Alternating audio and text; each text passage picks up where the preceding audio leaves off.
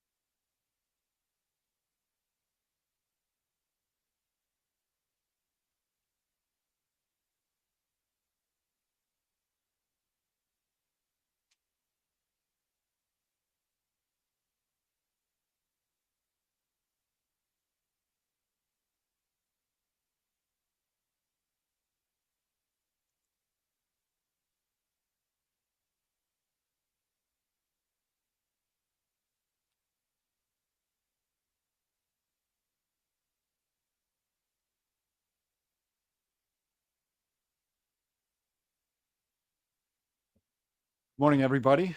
The time being 10:15, we'll get going here on the executive session. So first, I will open the executive session on HB 1254 and recognize Representative Spilsbury. Thank you, Mr. Chairman. I move ITL on HB 1254. Do I have a second?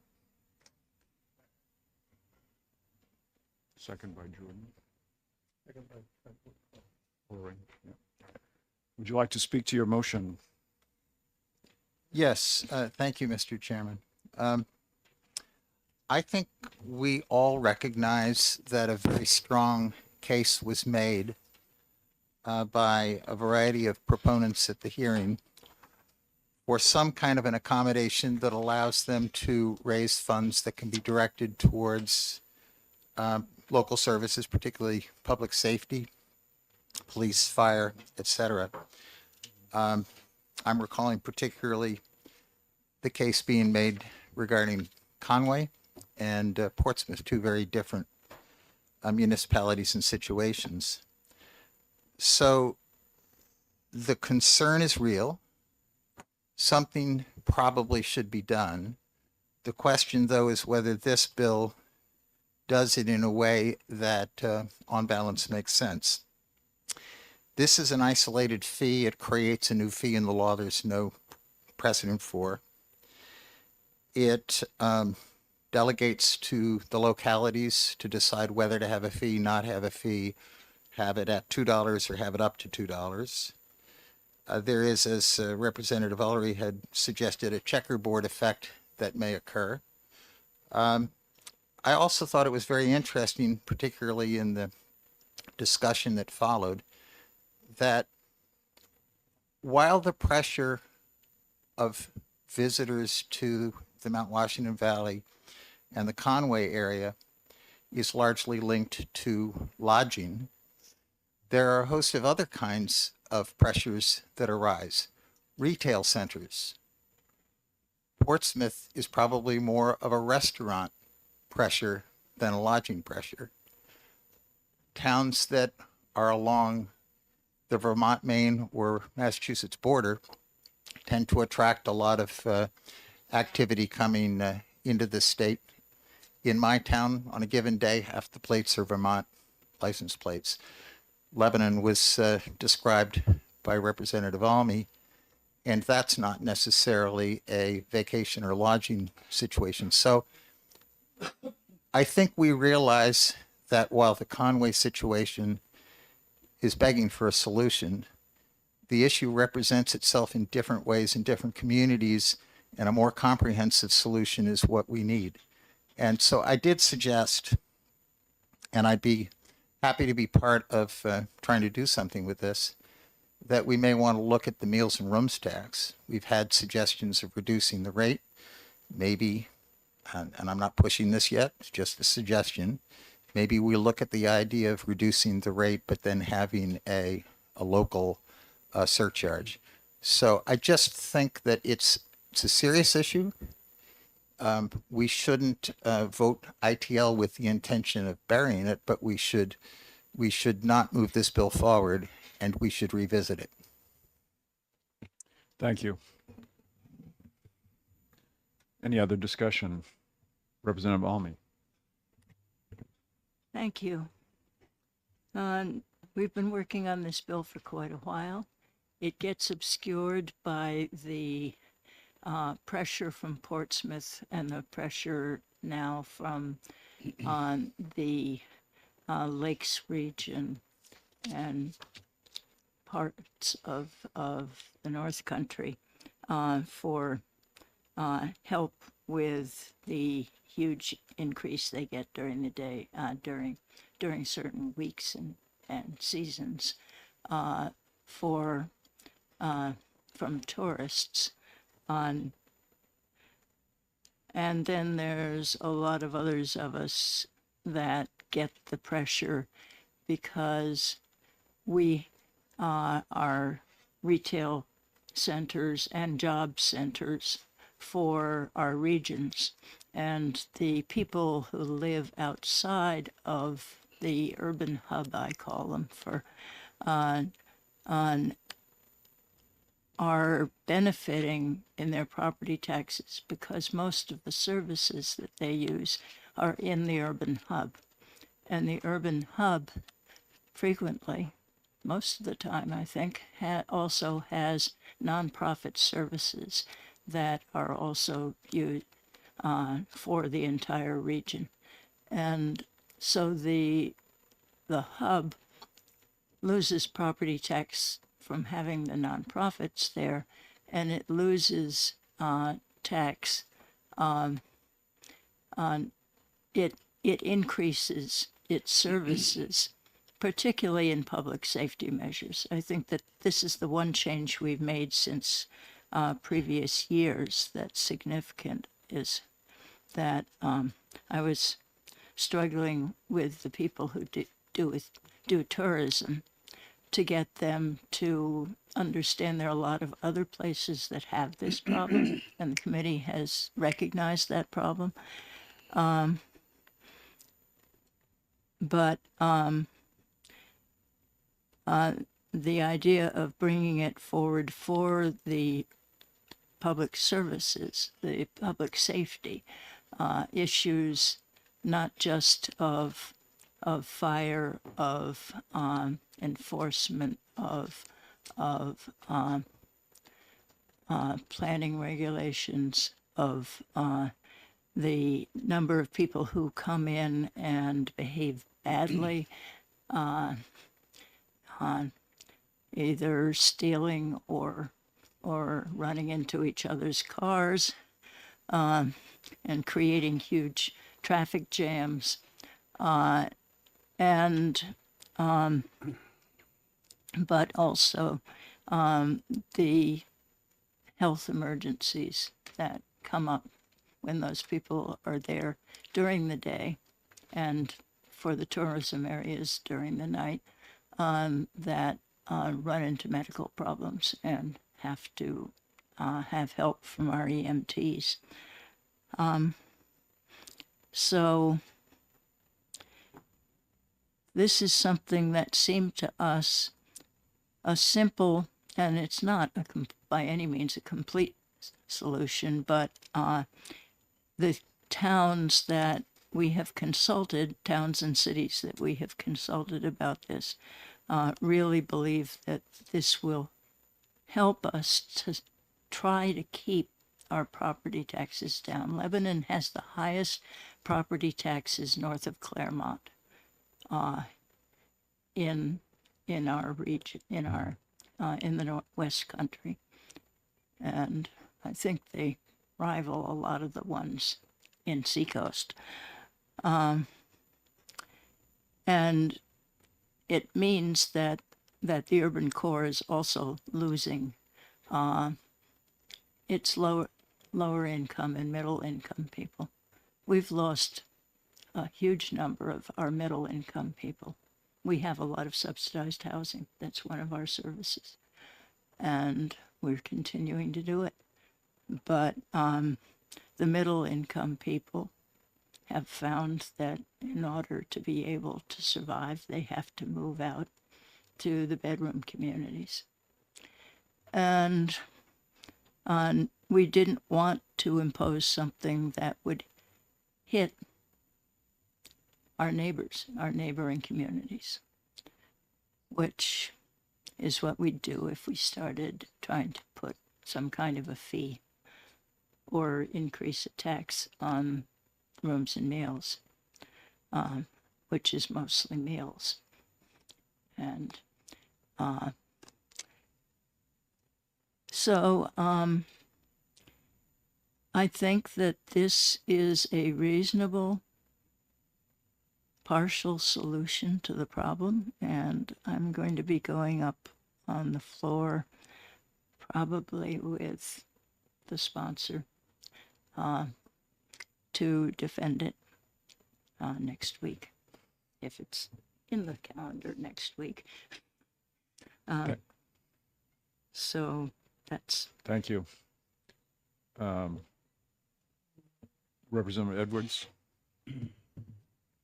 Thank you, Mr. Chair. A bill very much like this presented itself to Ways and Means when I was a member of this committee the term before last, and I agree with everything my colleague from Lebanon has said, and I agree with the initial representative that this is a real issue. It's been a real issue for several years. I think to the question of what's the best way to address it, it seems to me that we used to have a philosophy that we should keep our tax structure simple, and so since government does one of two things, basically. We tax and we spend. What I think I would rather see as a strategic approach is rather than messing with the tax code to complicate it and delegate it, I think I'd rather acknowledge that there's a problem on this and handle it on the spending side. It would be great, I think, if there were some sort of a public safety grant located somewhere like in the tourism area or somewhere where a very simple grant application could be submitted to seek reimbursement for the incremental costs accumulated for the unique needs of that community, because that way the complexity of the range of towns and their needs could be incorporated better and done in a more flexible way, where the state on the spending side, every 2 years we take a look at spending, and that's very flexible. Once something gets into the tax code, I think most of us know it's inflexible and is probably not going to adapt as society adapts. So I agree with the motion, and I hope that we don't drop the ball for another 2 terms on this issue. Thank you. Representative Schamberg.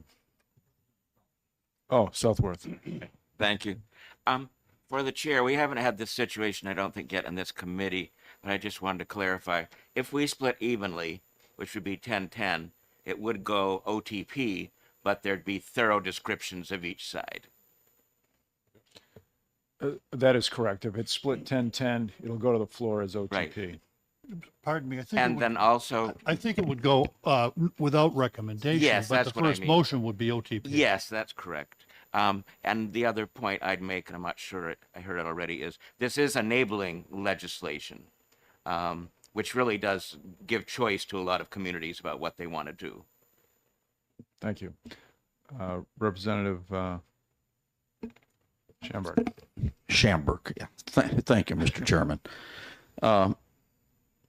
I'm a member of the Wilmot Select Board. I'm also the chairman of the Select Board.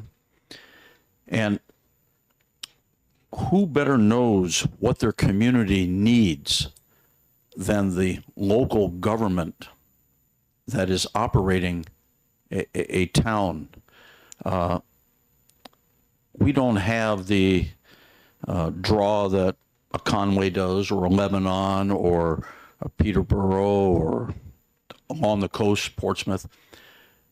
But they come here and they've presented this as a way to resolve what they know is a problem. And it looks like we're wanting central government to dictate or say, we know better.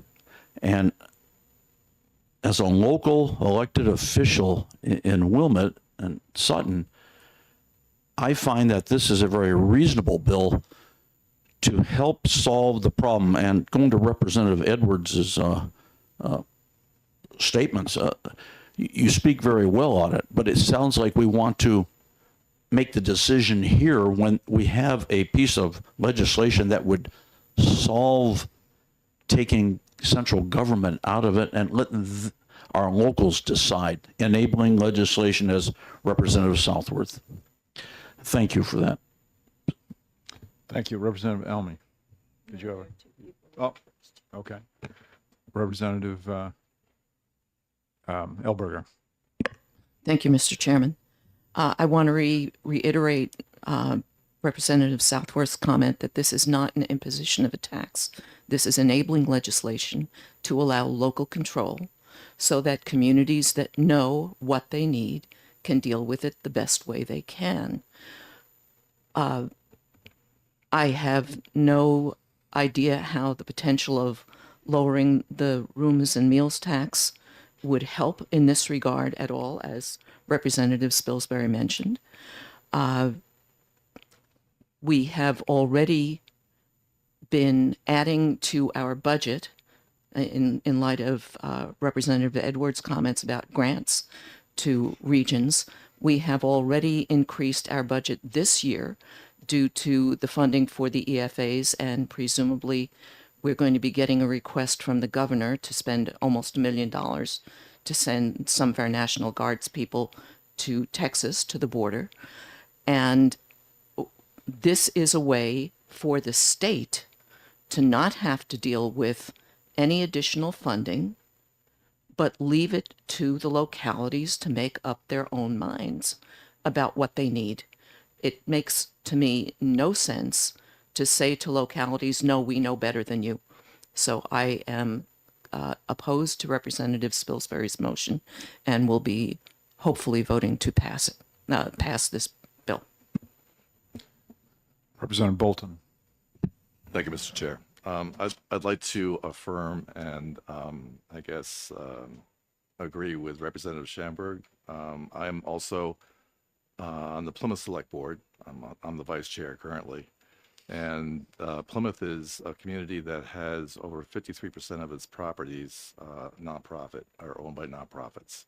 And we have to deal with basically maintaining the safety and health of those areas with our limited budget within the Plymouth residents.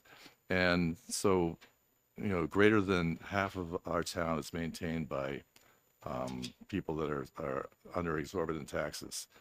And the university that is in the town also provides some help, but it also provides some challenges. You know, we have pirate parties and different celebrations that the university students undergo, and that increases the load on our police force. We've had to engage other, you know, police as well and pay for their ability to maintain the peace. And so when we're offered or perhaps able to like take advantage of something that we might be able to charge, you know, $2 or a fee for stays in hotels in our community, it seems like a unique opportunity and something that we actually need very desperately. Otherwise, we just rely on increasing property taxes. So I would also oppose the ITL. Okay, Representative Doucette. Thank you, Mr. Chairman. And I think my colleagues have made the point that I'm going to make right now. Local control is most important. But in that, I don't presently serve or have served in my local government, but I know that my local government, at least in Salem, takes a very hard look before they make approvals for hotels, inns, lodging establishments. Okay, there's city planning, town planning, impact fees, et cetera, et cetera, et cetera. So there was an argument made for these establishments to go into these communities. Why is it now an issue for us to address where the lack of appropriate planning becomes an issue? Okay? I think we can't go to the well for each problem. We have a huge water problem in the state right now. Do we assess or allow for assessments for certain fees? I mean, this incrementally should be done at the local level. It should be handled at the local level. And if there's another means, I just don't agree with this vehicle at all. Thank you. Representative Rochford. Thank you, Mr. Chairman. And I think that I've made my position clear in that I come from it, and I'm here to represent a district, and I'm here to speak for my constituents. And I come from a town with a population of about 5,800, and any given day it swells to 25,000. Littleton, New Hampshire, 5,800 people, has a full-time, 24-hour, 7-day-a-week fire department. We recently added a full-time, 24-hour, 7-day-a-week ambulance service. We're going to be talking about the need come soon to add an additional $300,000 ambulance to our emergency services.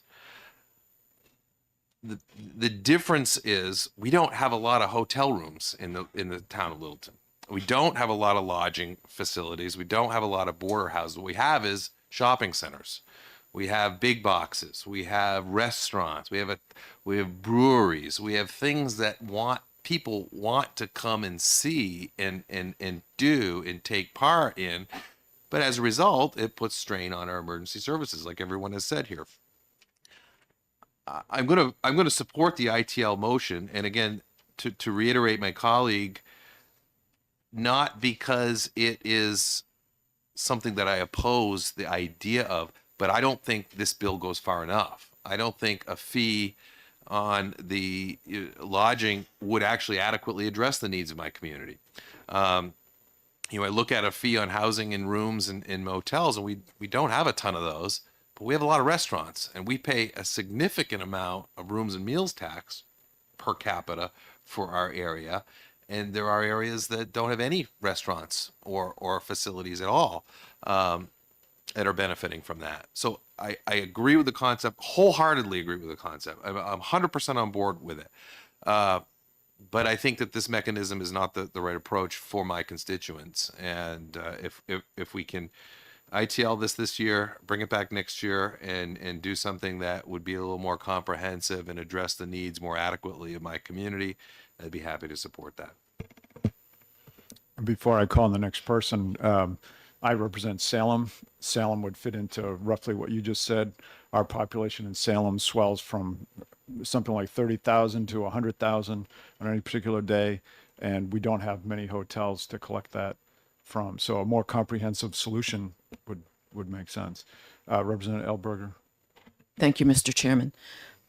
Representative Doucette said something about leaving this to the localities. That's exactly what this bill is trying to do, say to the localities, make your decision about it. The argument that because we don't have a perfect, all-encompassing solution to an issue, to me doesn't mean let's wait until we do, because it may take us 20 years to get a perfect solution. If we can start by taking a step in this regard, we may be able to also say at some point, hopefully not too long in the future, the communities that don't have restaurants can also look at adding a fee for some other services. We don't need to have a first bill be the complete solution. It can be the first step to a complete solution. Sure. Representative Spilsbury. Yes, thank you, Mr. Chairman. I think the comments around the table have been constructive, and the observations about what factually is going on in a variety of communities are not anything I would argue with. I think Representative Rochefort put it very well. I think the problem here is, number one, this is a fragment of a larger problem, and number two, without looking at the larger problem and the implications for other communities that have pressures caused by different factors, we don't know whether this is an appropriate mechanism. So we've got communities where it's the overnight lodging crowd. We've got communities where it's the restaurant crowd. We've got communities where maybe it's casino. We've got communities where it's retail. We have communities that are employment centers, and border communities that may be a blend of several of those. So I just think it would be unwise to move this bill without thinking more comprehensively about what would work for that variety of communities. Representative Leapley. Thank you, Mr. Chair. I agree that the conversation has been very productive. I think part of what we're all talking about is that we need a broad and diverse source of taxation. And I think it's clear that if we had a comprehensive bill, it wouldn't pass because it would be a list of new taxes. So I feel like we have to do something in New Hampshire that where we act like a community, where we act like as communities, we have something in common. And if we're going to do taxation at the state level, which it sounds like some people here are saying it has to be done by the state, we don't want it done locally, we have to have a mechanism to share that with the localities in a way that makes sense. We have yet to find that solution. And it seems like ideologically, many people are opposed to taxation, period. And what we've done as a body is cut all of any kind of diverse source of taxation. So we keep putting it back on the property taxpayers. We cut the I&D tax. So we keep taking out sources of taxation. Nobody wants to pass new taxes. And so we're not replacing those. And so again, it just comes back to property taxes. So I feel like this is a modest proposal, $2, that is targeted to hit folks who aren't currently paying taxes in New Hampshire, right? This is people who are staying in hotels. So people who are costing the state something and who aren't necessarily paying in, or maybe not perfectly. So we have a room and meals tax that's, collecting some at the restaurant. This would collect a little bit more in the hotels. And if we want to talk about a sales tax, then you're talking about retail, right? People are saying, well, we have retail spaces and this isn't capturing it. So I think a series of very modest, very targeted proposals makes sense. In this case, it's very modest and it's targeted to the people who need to kick in a little bit because they're enjoying our state, maybe on the weekend or for a week at a time. I think it's fair to ask them to kick in. And it seems fair to me to ask the localities who know best to decide if this is for them or not. Thank you. Thank you. Do we have any other? Yes, Representative Almy. Just a couple of things. This isn't just about tourism. We have a lot of towns that, or cities, urban cores that have this problem around the state. And it is not always a problem that our ancestors created for us. In Lebanon, our mayor did set up a contract with the hospital when it moved over from Hanover and brought a huge amount of extra work with it, and sprawl. And we went through a 4-year fight when we tried to get them to pay a pilt that meant something. The mayor had given it to them in perpetuity for $2 million. And we ran out of the money in 11 years.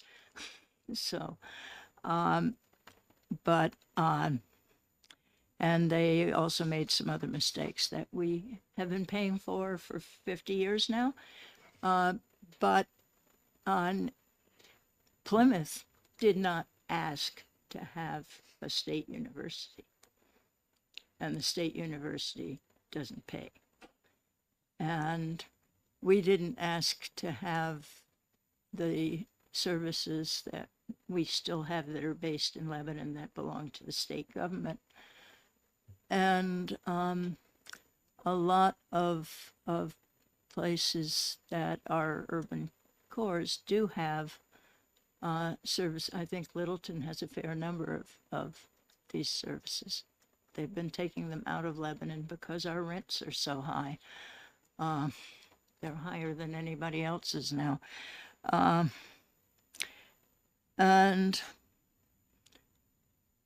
And so this isn't just about tourism. This is about the imbalance when you are depending only on almost entirely in your tax system on a local property tax, which only takes from the people that live inside the boundaries of the town. And I hear a lot of interest in trying to figure out other ways to do this. One of the things that's been motivating us with this one is that it doesn't take from our neighbors, because we think that we have more neighbors in the legislature than we do cores, so that we wouldn't be able to get those through. I think others have talked about the problems of a of trying to get everybody into something. It is not a tax, it is a fee. It is a set amount, which is $2 or under for a hotel room, which is little enough that very few visitors would pay any attention to it whatsoever.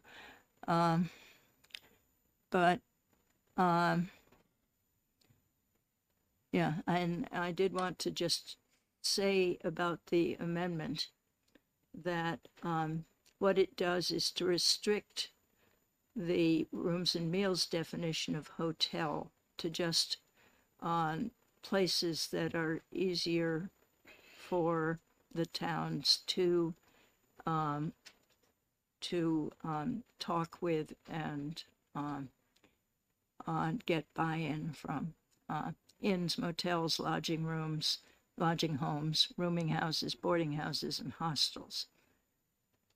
There, and then it defines occupant the way that rooms and meals does, but it says that Should we be talking about the amendment now? The initial motion is still on the floor. well, you told me I could talk about the amendment, so I was doing that. did tell her she could talk about the amendment.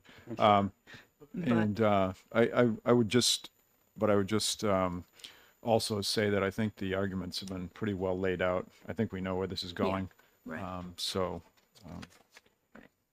If you wanted to make one last statement on it. Well, just say that it can't, if that it keeps flop houses from having to pay this fee, the occupants of flop houses, by the average daily price of the occupancy not exceeding $40. And it specifies that only up to 30 days at one visit would be paid. Okay, thank you. Unless somebody has something new to add to this discussion, I think we're to the point where I'm going to ask the clerk to call the roll. The motion is to ITL 1254. Representative Janigian, Chairman Janigian. Yes. Are we dealing with the amendment at all? No, because Okay, the motion thank you. is ITL. Representative Janigian. Yes. Representative Edwards. Yes. Representative Ullery. Yes. Representative Doucette. Yes. Representative Spilsbury. Yes. Representative Plett votes yes. Representative Lascelles. Yes. Representative DeSimone. Yes. Representative Ors. Yes. Representative Rochefort. Yes. Representative Almy. No, Representative Ames. No. Representative Southworth. No. Representative Malloy. No. Representative Schomburg. No. Representative Fellows. no, Representative Bolton. No. Representative Elberger. No. Representative Leapley. No. Representative Smith. No. The vote is 10-10.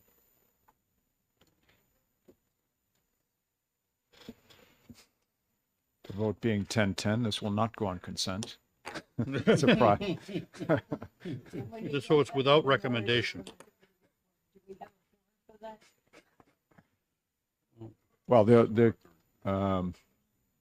be a report for ITL and a report against Okay, ITL. So the majority report will be by, So Representative Spilsbury, because that was the motion. okay, and the minority report will be by, Representative Almy.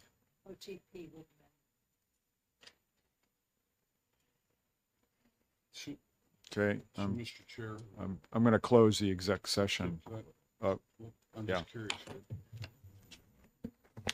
Okay, since it's 10-10, I think the ITL motion technically has failed, and this is meant to default to an OTP. If it's defaulting to an OTP, should we separately consider the amendment? So, because I'm a little confused here. Should it say on the House calendar OTPA, or should it just say OTP? How procedurally, how does that work? my understanding, We may have to check with the clerk. my understanding it's OTPA. And we don't address the amendment now? Okay. No, it's not It O2PA. can't be without a vote. It can't be with an A until you vote. Well, I think the amendment would be introduced on the floor. No, Let, let's, Mr. Chair, yes, Representative considering, Ames, Representative Ames had his I'm hand sorry. up first. Yeah, I believe the correct procedure is, as Representative Edwards stated, that we started out with a motion to ITL. That failed on a 10-10 vote. Next up is a motion which hasn't been made to, ought to pass, an OTP motion, which will be followed, I understand, by a motion to amend. And we have to work through that, probably to another 10-10 result. And now we're positioned for the reports that speak to the second part that we couldn't. That makes speak to. sense. Is that what you were going to say, Representative DeSimone? Okay. All right. We will proceed under that. So the ITL has failed because there's no because it was a tie vote. Representative Almy. I think we can make this quick. I move. What? I move on ought to pass with amendment. No, ought to pass Ought first. to pass first, right? Do I have a move second? off- Representative Elberger. On 1254. Would you like to On- speak to your motion very quickly? Yeah, I would just like to say that I would like to move the ought to pass with the amendment Okay. The amendment being being on 2024-0681. yes, that's right. So Does the amendment need to be seconded? I believe it does. Second by Representative Southworth on the amendment. All right, we'll give you a chance to catch up. This is, yeah, I'm always confused when we do this because I was taught it's ought to pass, and then you do the amendment separately, so, but what you don't vote on the ought to pass first. You vote on ought to pass with amendment usually. Yeah. Always. we have to vote on the amendment first. Yeah. okay. So the motion is to the amendment. Yeah. The motion is ought to pass on the amendment itself, Yeah. which 0681H. Yes. Okay, so the clerk will call the roll on the amendment. Is there, I'm assuming there's no discussion. Is there any discussion on the amendment? Okay, seeing none, the clerk will call the roll. Okay, which one is 2024? -0681H.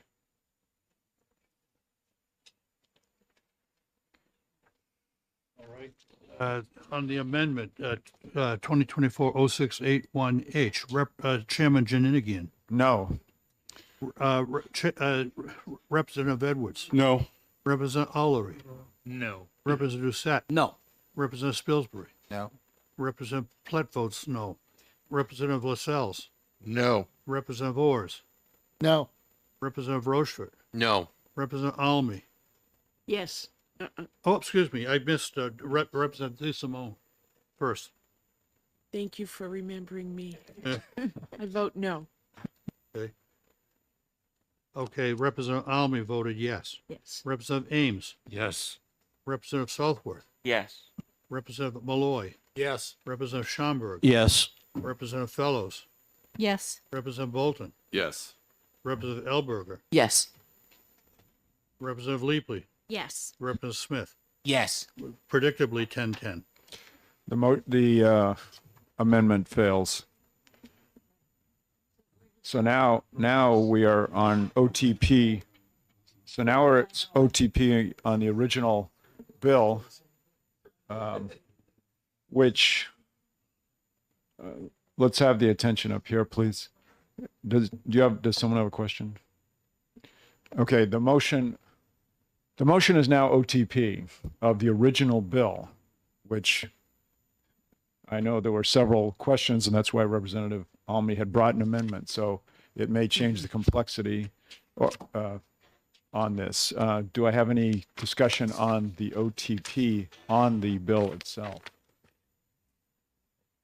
I'd just like to say that I've seen on some of these without recommendations that it says on and there's an ought to pass with amendment that is explained only inside of the blurb of the report from the ought to pass person. So I guess that's what we have to do. Well, the motion So- still is so on the OTP only. The motion would be OTP only. Correct. And then in the blurb, one refers to the amendment. Right. In the blurb, you can refer to the amendment. Representative Edwards, did you? I was just going to say this is really a good set of questions for the clerk because it seems like the House calendar at this point should say OTP and should have the two reports in it. And because the amendment did not pass, I don't even know that it should be referred to in either report. It does make itself available to be introduced on the floor, but I think just as a matter of clarification, the chair may want to talk to the clerk to find out what the rules of including references to the amendment are in the report itself for the House calendar. Because I don't know. It just feels to me like a gray area there. Yeah, on the face of it, that makes sense. Thank you, Representative Edwards. We will check with the clerk Except before that putting the doesn't blurb. seem to be what happens. Well, before you write up the blurb, or before we submit the blurb, we'll talk to the clerk to find out the situation on that. Representative Southworth. Thank you. I know some of its terminology. So the bold will say without recommendation. And then the first blurb, even though they're not calling them blurbs anymore, will be for passage or support of the bill. And that certainly can mention the amendment. And then the second one will be opposed to the bill. I mean, my guess is that the OTP's, well, I don't know. We have to see what the OTP does because I don't know if the same support is going to ensue or not because there was a reason that Representative Almy brought an amendment that was concerned with the bill itself. So I'm not sure But how that vote's going to go. follow-up, before when it has said without recommendation, certainly the supportive section can reference an amendment that made the bill better. I mean, I have seen that before. Because why would you do it differently if it's Well, all 10-10? Yeah, no, I understand your point. I don't want to argue it here because we don't know. We'll check with the I'm clerk. sure will have the final say. Representative Platt. I would imagine the people putting forth the OTP could have a floor amendment, which exists, which is the same amendment, but introduced as a floor amendment. Yeah, they definitely could. Representative Almy could, if she wants, introduce it as a floor amendment. I could, but then people wouldn't read it. Okay, any discussion on the bill itself? Because that's all we're looking at now. Representative Doucette. Mr. Chair, I just contacted the clerk. He's going to take a run over here and help Oh, us straighten out this Okay, quagmire. Thank you. So perfect. if you want to hold for that. So maybe all right, we will, oh, he might be here. No. Timing was right. What we need is someone Okay, from education because they always do this. Can I I don't think he closed, but we could go on. Can I just The go on recess to this one so we can hear the Okay. clerk. All right, I'm going to We can do. recess HB 1254 temporarily while we wait for the clerk to arrive. And this could be him. Perfect. Perfect timing. I'm not going to recess HB 1254. Okay, so the question at hand, the motion was ITL on HB 1254. The vote was 10-10, so the ITL failed. We then went to OTP, and an amendment was introduced. The amendment then failed 1010. So now we're back to OTP, just the bill, which we have not voted on. That's where we're at right now. And then we had some questions about how this should appear. Let's say the vote now. Well, actually, maybe we should vote on the OTP and then we can ask you, but.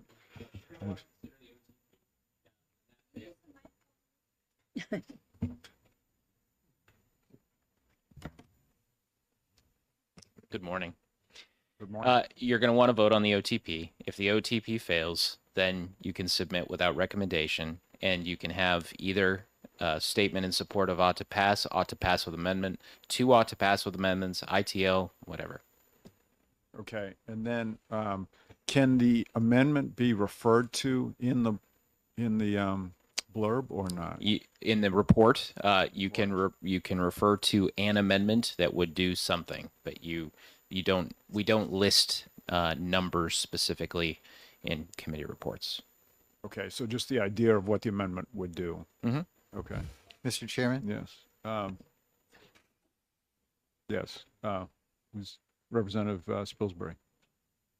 So I understand an amendment can then be brought up on the floor, but it would not be characterized as a committee amendment. It would have to be brought as a floor amendment? No, it can be transmitted as it's basically half the committee supports an amendment, and that the positive motion goes first on the floor when it's without recommendation. Representative Platt. I have a clerk question. I went to a clerk school beginning of this term. I recall. Yes, but in what I learned there is, when in a case like this, I wrote ought to pass, but then adoption of amendment number on the same line. And so the chairman asked for ought to pass for move and second, but that doesn't apply. The ought to pass for amendment, as what I put down, was Representatives Almley and Southworth. The amendment failed, so then I went to ought to pass with Almey and Elberger, which was the who were going to make the initial motion to ought to pass. Is that correct?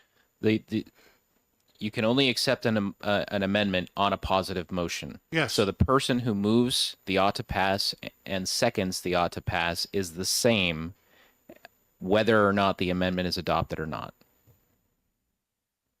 Okay. We can But we can kibitz on that later if you need to. those- I don't want okay, to. I don't want to hold up the change. time. All right. That's fine. If they were the same people, it wouldn't bother me, but there's two different sets of people on one line. All right, we'll clarify that. Representative Fellows. Yes, I just was wondering, the amendment, does it have to go in the pocket or can it be printed in the calendar? No, if with respect, there have been many committee amendments that have been sent over without recommendation, and they are all in the calendar. That being said, if a floor amendment is drafted, that would come later and could be in seat pockets. So this floor amendment 1010 can go in the Well, calendar? it's not a floor amendment. It's I'm sorry, I It's didn't an mean amendment floor. being offered here. Amendment, yeah. So Okay, Representative Almy. One more question. On the floor, I get up and move ought to pass, and And- offer amendments such and and such. I then can go forward immediately to, So if you've noticed on the floor when we've had a without recommendation and the report is a statement in support of ought to pass with amendment, I write down on the sheet for the speaker, Representative Almy moves ought to pass and offers amendment such and such. So that's how that works. thank you. Thank you. That's very helpful. Any other questions for the clerk? I hope not. Thank you very much Thanks. for coming right over. We appreciate it. Yeah. Okay, so now we are back to ought to pass the bill with no amendment. Any discussion on the bill ought to pass with no amendment? Okay. The clerk will call the roll. The motion is ought to pass. Chairman Janigian, No. Representative Edwards, No. Representative Ullery, No. Representative Doucette, No. Representative Spilsbury, No? Representative Platt votes no. Representative Lascelles, No. Representative DeSimone, No. Representative Ors, No. Representative Rochefort, No. Representative Almy, Yes. Representative Ames, Yes. Representative Southworth, Yes. Representative Malloy, Yes. Representative Schomburg, Yes. Representative Fellows, Yes. Representative Bolton, Yes. Representative Elberger, Representative Leapley, Yes. Representative Smith. Yes. Vote predictably is 10-10, and it fails. Okay. OTP fails. So I have now without recommendation, and I have majority report author Representative Almy, minority report author Spilsbury, Representative Spilsbury. Makes sense. Okay. All right. So Yeah, thank but you. this I is just confusing. learned something. It's great that Representative Almy can have her amendment printed into the calendar, because I never would have guessed that. That's what the form says. Yeah. Yes, I wouldn't have thought that either. This was a good learning experience for me too. All right, I will close the exec session on 12:54. Okay. Now let's see how we do on the next one. I'm going to open the exec session on HB 1203 relative to prohibiting the charging of rent to charities. Mr. Chair, Sure. I vote ought to pass with an amendment. I move to ought to pass in an amendment I want to introduce. Well, right now the motion's ought to pass. Do I have I'll a second that motion, Mr. Chairman. second by Representative Schamberg? Bill number is 1203. 1203. Okay, date 2/14/24, 202. Ought to pass. Mr. Chair, Yes. can I excuse myself? I was supposed to introduce a bill. Yeah. I'll come back as soon as I can. It may already be too late. Okay. All right. This is a good, this is good. Okay, and Mr. Chair, I would move And forward. would you like to speak to your motion? I would like to speak to the amendment. You'd like to introduce an amendment? Yes, introduce an amendment. Okay. As soon as I find it, it's in front of everybody.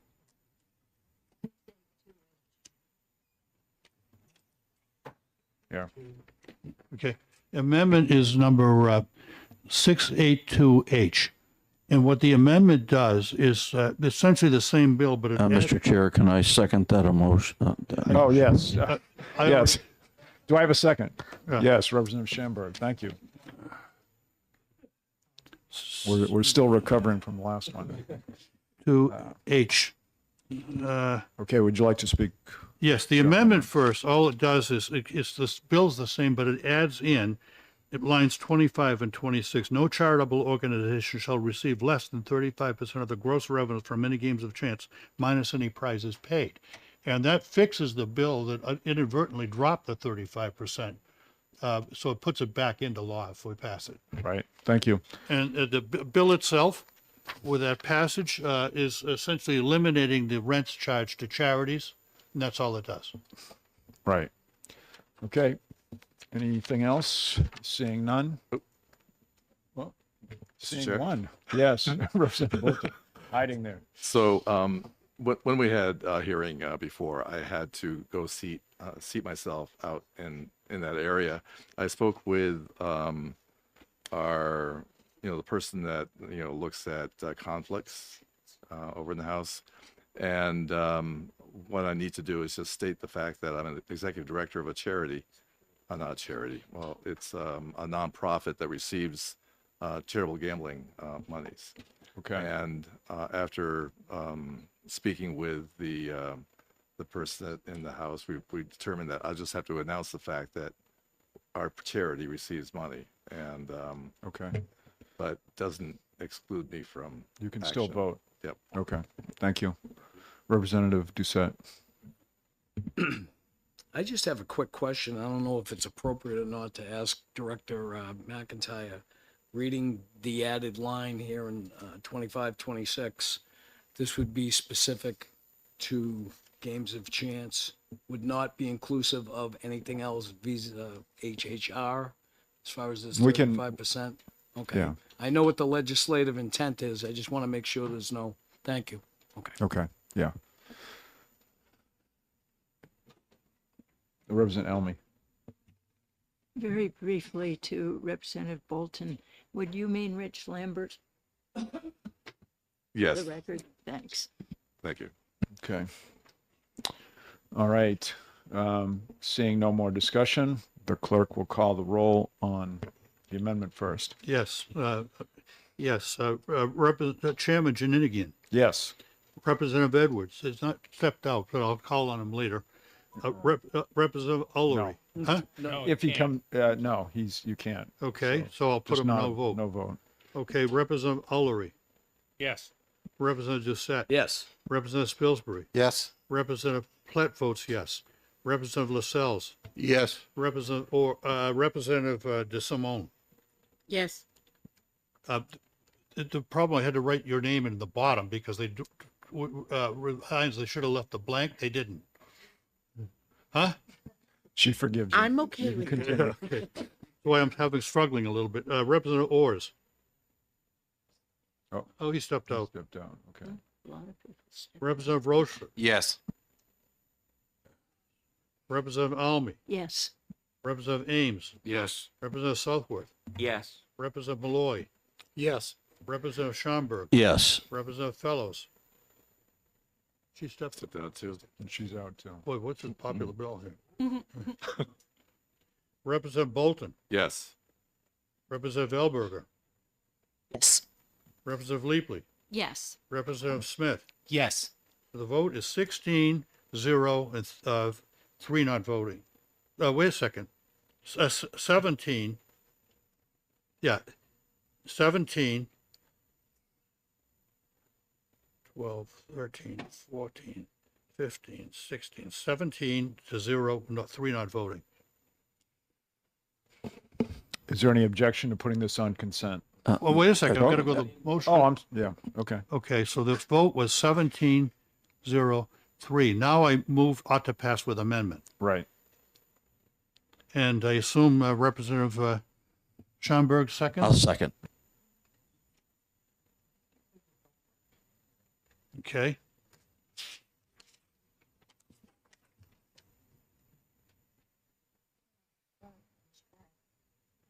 We've already asked the question. I don't think you can vote. You won't be able to vote on this. You look upset.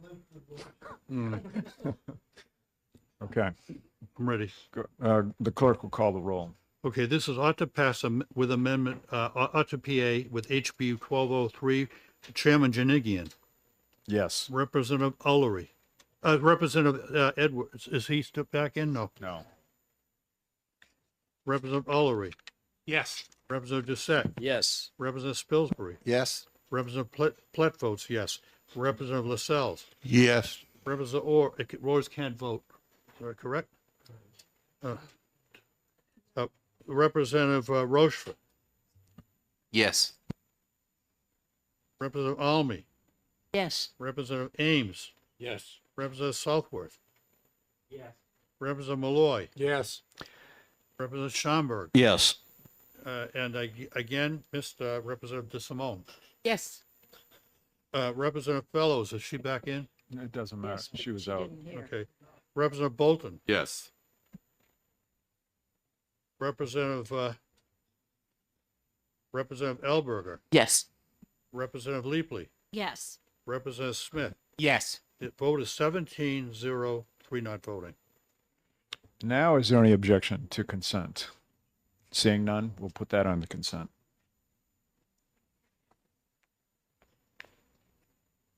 And I'll close the executive session on HB 1203.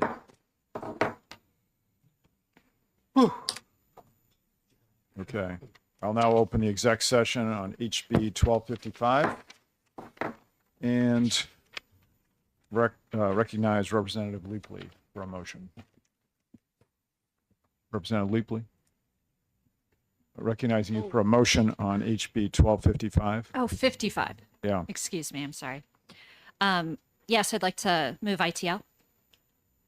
Do I have a second on that? Second by Representative Doucette. Would you like to speak to your motion? Yes, I would. This issue is being addressed in a Senate bill, so we don't need to take it up here. Thank you. Any other discussion? Representative Almy, your microphone's on, but. Oh. Okay. All right. Seeing none, I'll ask the clerk to call the roll. What is the motion, please? The motion is ITL on HB 1255. All set? Yep. Okay, Chairman Janigian, Yes. Representative Edwards, is he back? No. No. Representative Ullery, Yes. Representative Doucette. Yes. Representative Spilsbury, Yes. Representative Pledge votes yes. Representative Lascelles, Yes. Representative DeSimone. Yes, you didn't call me last. You took me off guard. Well, that's where I'm supposed to take it, but I skip over, yeah. So, Representative Ors, Yes. Representative Rochefort, Yes. Representative Almy, Yes. Representative Ames. Yes. Representative Southworth, Yes. Representative Malloy, Yes. Representative Schomburg, Yes. Representative Fellows, Yes. Representative Bolton, Yes. Representative Elberger, Yes. Representative Leapley, Yes. Representative Smith. Yes. Okay, 19-0, one not voting. Okay, the vote being 19-0. Any objection to consent? Seeing none, we'll put this on the consent calendar. Okay, does an ITL need a report? Yes. Okay, and who's doing it? Representative Leapley. I will close the exec session on HB 1255. Next up is, I will open the exec session on HB 1389. And I'll recognize Representative Schomburg for a motion. Thank you, Mr. Chairman. Mr. Chairman, I'd like to recommend ITL 1389. Do I have a second? Representative Doucette seconds. Would you like to speak to your motion? I just would like to say that this bill has potentially unidentified ramifications which could have or lead to unintended consequences. Succinct but true, in my opinion. Representative Almy. Yeah, I think that we ought to add something about the lottery, and the committee are going to consider whether any more legislation is necessary.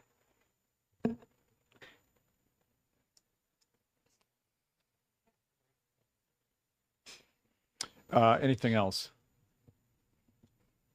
Okay. He asked me. Seeing none, the clerk will call the roll on HB 1389. And the motion is to ITL. Chairman Janigian. Yes.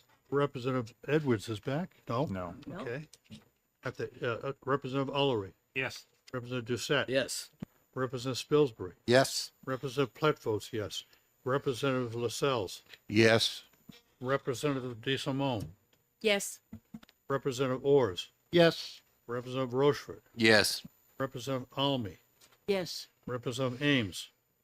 Yes. Representative Southworth. Yes. Representative Malloy. Yes. Representative Schomburg. Yes. Representative Fellows. Yes. Representative Bolton. Yes.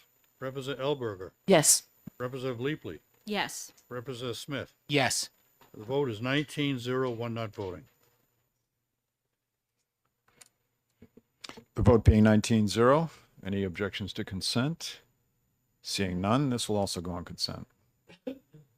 And Representative Schomburg is writing the report? Yes.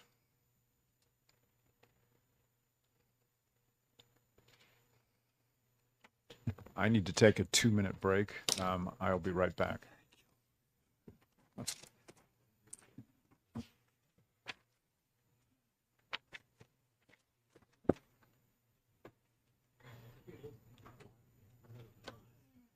This form isn't right for password amendment. You should have the. Right. Yes, it's,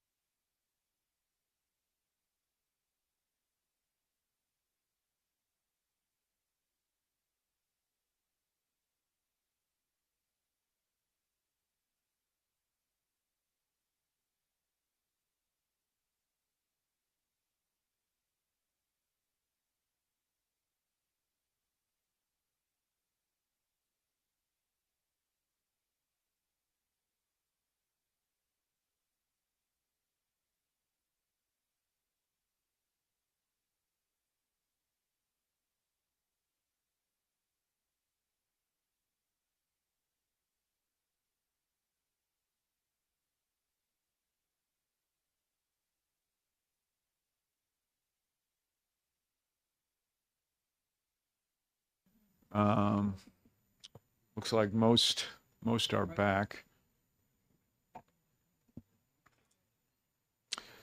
We're going to skip HB 1525 right now. There's a update to an amendment that we're waiting for. So we'll move on to HB 1549. I'll open the exec session on HB 1549 relative to buy-in amount deductions collected during the operation of games of chance.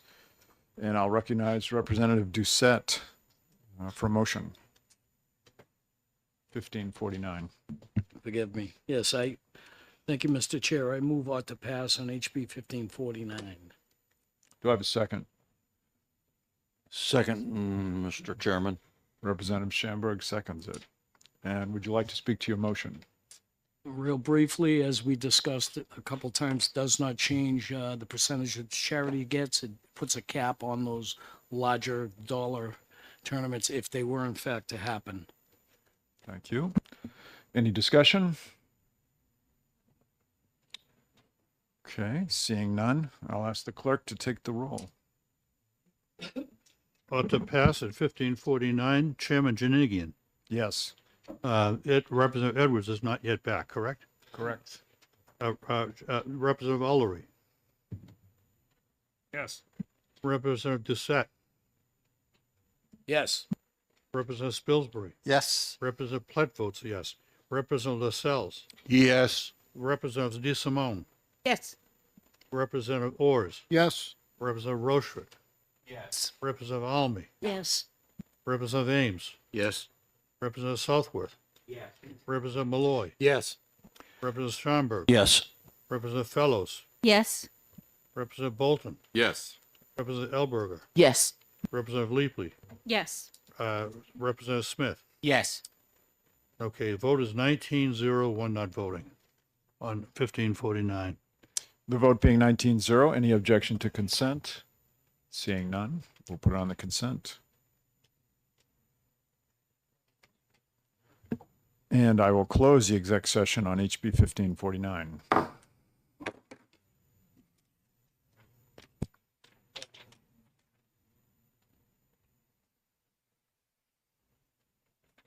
I'll let the clerk catch up here.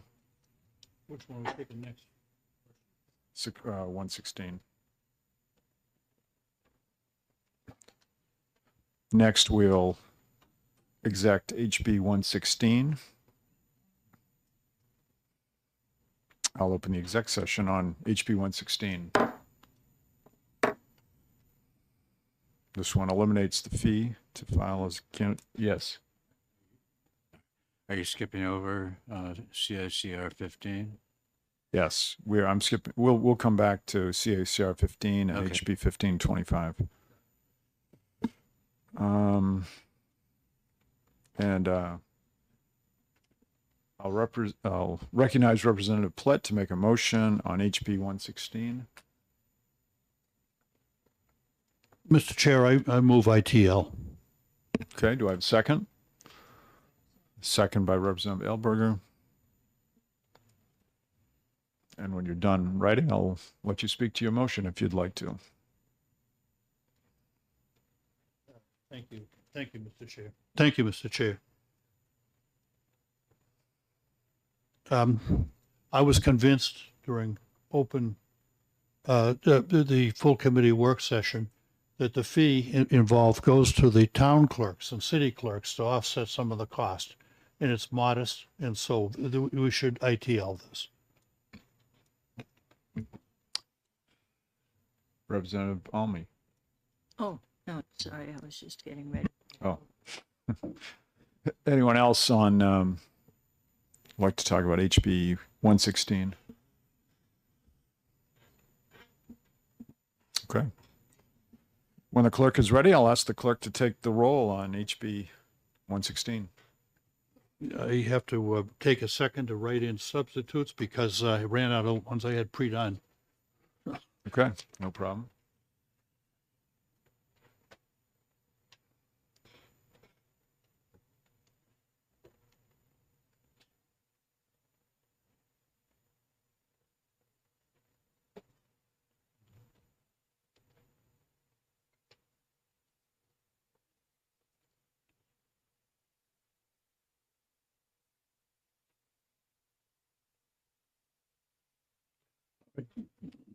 All set? I'm ready.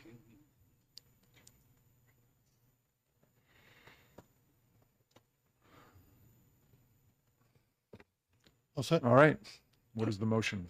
The motion is ITL, and I'm about to read the roll call.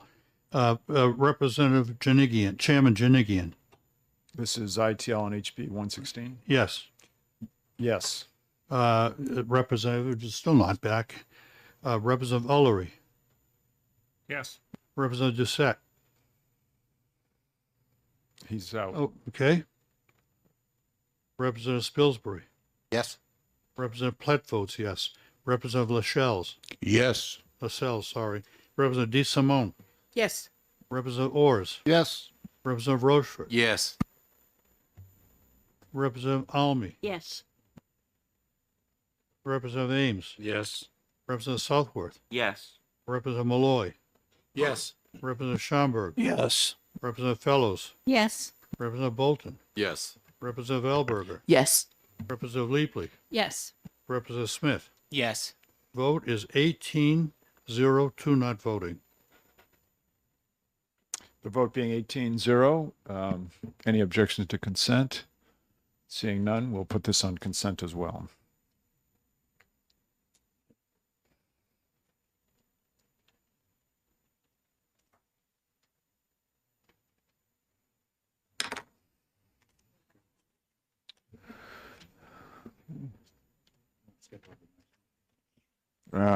We are going to skip over 1054. And then the last three we are actually not bringing up. I think we agreed in work session yesterday that HB 1193, 1470, and 1613, some further work was going to be done on those. So we have three bills left. We have 1054, CACR 15, and 1255. No, I'm sorry, 1525, which we are waiting for an updated amendment on. There was a one word error. Instead of employee, it should say employer. We're going to take a, yeah, we're going to take a, we'll take a break until 11:45. Chair, Yeah. Representative Hughes here. Yeah. Is there some way that we can declare a non-executive session on his bill? Which bill was that? That's the last of those. 1613. He's been sitting patiently. Well, oh, yeah. We're not going to exec 1613. Is that what?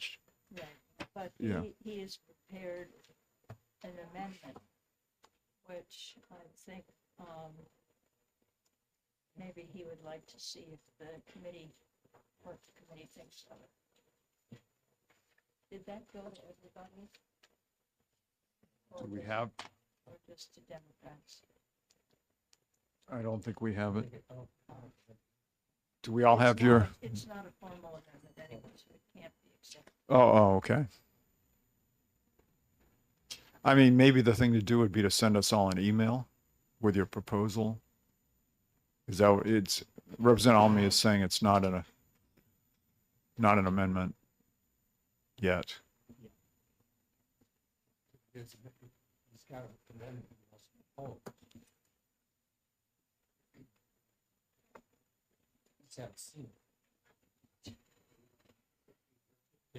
No, we're not actually on it. We're in recess, but we're just giving you an opportunity to.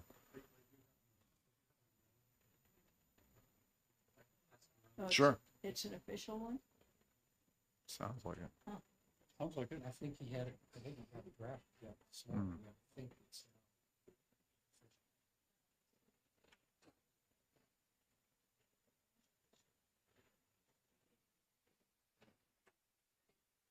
It simplifies the bill.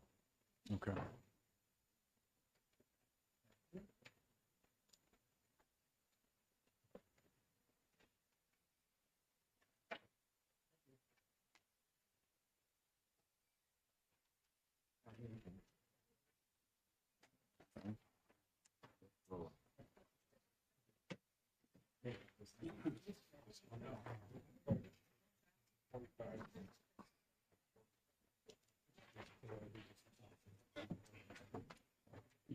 My apology.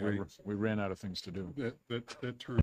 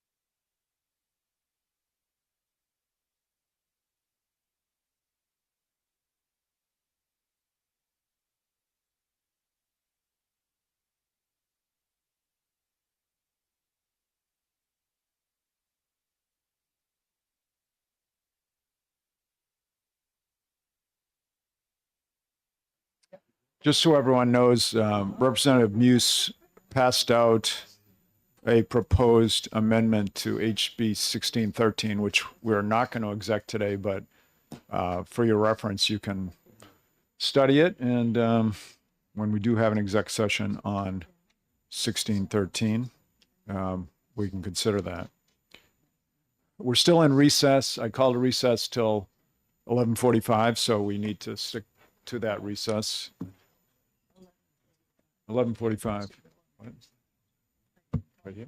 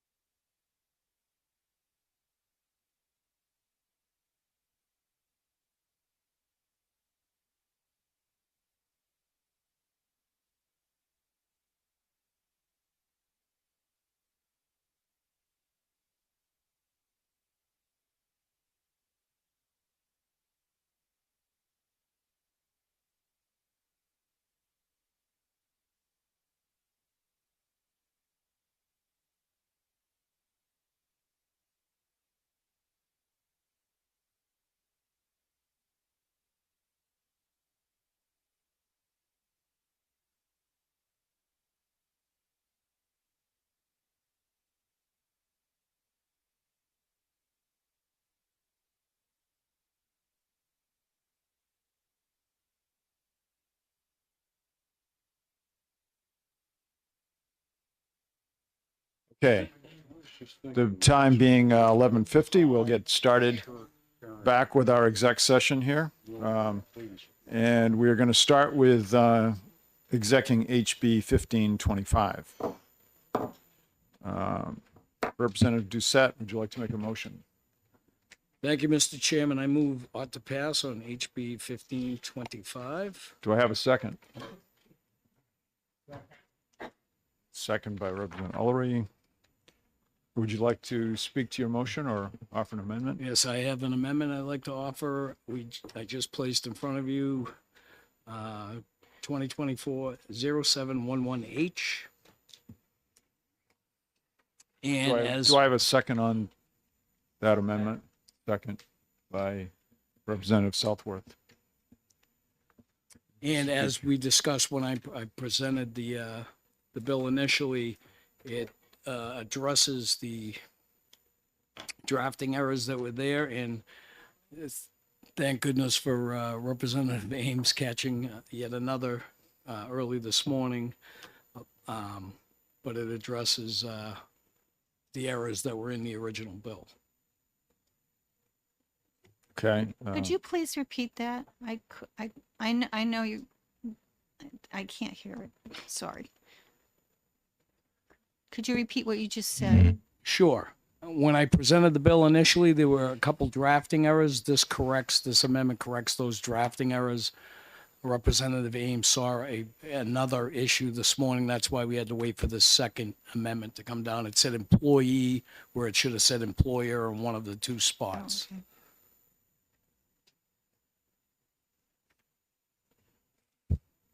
Any discussion? Seeing none, the clerk will call the roll on the amendment.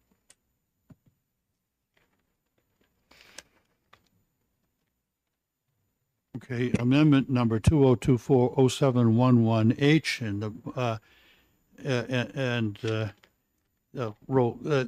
going forward with that, Chairman Janigian. The motion being OTP. The amendment.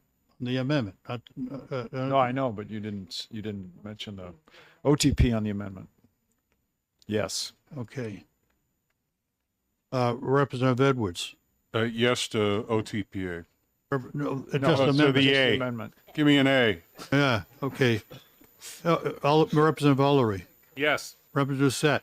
Yes. Representative Spilsbury. Yes. Representative Platt votes yes. Representative Sodi. Representative Lascelles. Yes. Representative DeSimone. Yes. Representative Ors. Yes. Representative Rochefort. Yes. Representative Almy. Yes. Representative Ames. Yes. Representative Southworth. Yes. Representative Malloy. Yes. Representative Schomburg. Yes. Representative Fellows. Yes. Representative Bolton. Yes. Representative Elberger. Yes. Representative Leapley. Yes. Representative Smith. Yes. The vote is 20-0. All persons present. The vote being 20-0, any objection to consent? No, now No, OTPA. Right. that's the amendment. OTPA now. Yes, that was the second time I made that mistake. Okay. Okay. Is there a motion to OTPA? There's automatically a motion because we just passed the amendment. Now the motion. Had made a motion to OTP the bill. So now he has to make a motion to OTP. Yes. Okay. Yeah. Would you like to make a motion? OTP A. on 1525. HB 1525. 711H. Interesting.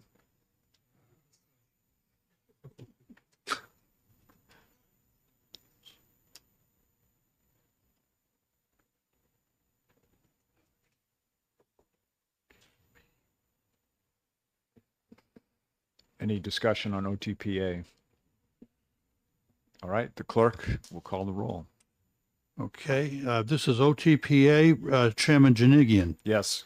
Representative Edwards. Yes. Representative Ullery. Yes. Representative Doucette. Yes. Representative Spilsbury. Yes. Representative Platt votes yes. Representative Lascelles. Yes. Representative DeSimone. Yes. Representative Ors, Yes. Representative Rochefort, Yes. Representative Almy, Yes. Representative Ames, Yes. Representative Southworth, Yes. Representative Malloy, Yes. Representative Schomburg, Yes. Representative Fellows, Yes. Representative Bolton, Yes. Representative Elberger, Yes. Representative Leapley, Yes. Representative Smith. Yes. The vote is 20-0. Okay, the vote being 20-0, is there any objection to consent? Seeing none, we'll go on consent. And I'll close the exec session on HB 1525.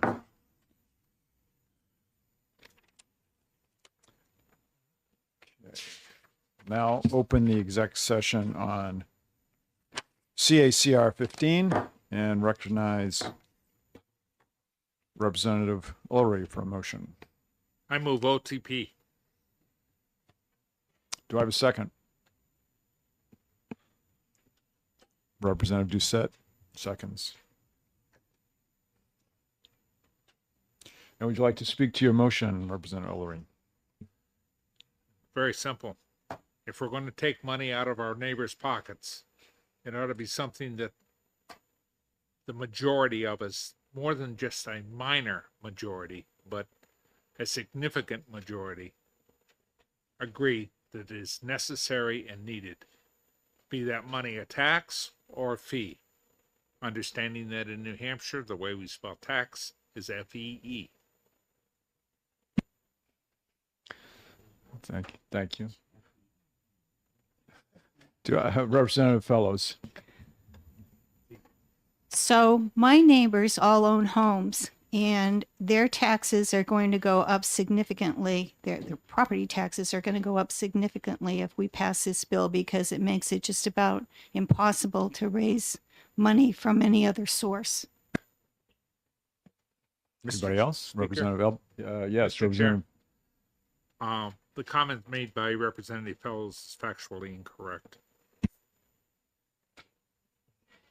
Okay, Representative Elberger. Thank you, Mr. Chairman. I brought up before that if we are asking for a 2/3 majority to raise taxes or fees, then I believe we should be also looking at 2/3 majority to lower taxes or fees if we are talking about being fiscally responsible.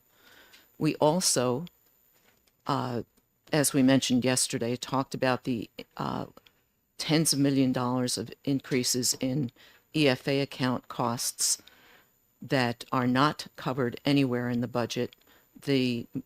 Given the vast majority of the students who are getting those EFAs have never been in public school. There is no money that the public schools will be transferring into those accounts. So those are new costs to the state with no, underlined no, statement about where that money is coming from. And we had the House pass that without any statement or plan for covering those. The governor yesterday announced that he wants to spend almost $1 million to send New Hampshire National Guardsmen to the southern border. There is no plan to cover that expense. We are going to be school lawsuits that have been so far successful, and I don't see that asking our local property tax payers to cover costs that are being incurred by the state without any plan on the state's part about how to increase the funding and requiring then a 2/3 majority to come up with a plan makes any sense at all. I see this as an irresponsible, fiscally irresponsible recommendation, and I will be voting very strongly against it and speaking to my constituents along those lines. Thank you. Thank you. Anybody else? Chair. Representative, May I respond? Okay. let me, we'll get back to you. Representative Leapley. Thank you, Mr. Chair. Just want to reframe the idea of taking. I don't believe that taxation is theft or taking. I believe that I was handed many things when I was born, and as I move about in the state, I am given things like a road that gets me up here to the State House, this chair that I sit on, this table that I sit at. I think it was purchased by the last generation of taxpayers. And I feel like it was a gift to me, a gift to all of us in the state. And what we're asked is to simply pay it forward so that I don't have to buy this chair. The last generation of taxpayers bought it. But it's fair that I pay for upkeep for the next generation. So I feel like if we refuse to pay taxes, we're refusing, in fact, to pay back what we already took, and we're taking from the next generation. So I feel like we can frame this however we want, but there's no such thing as a free lunch.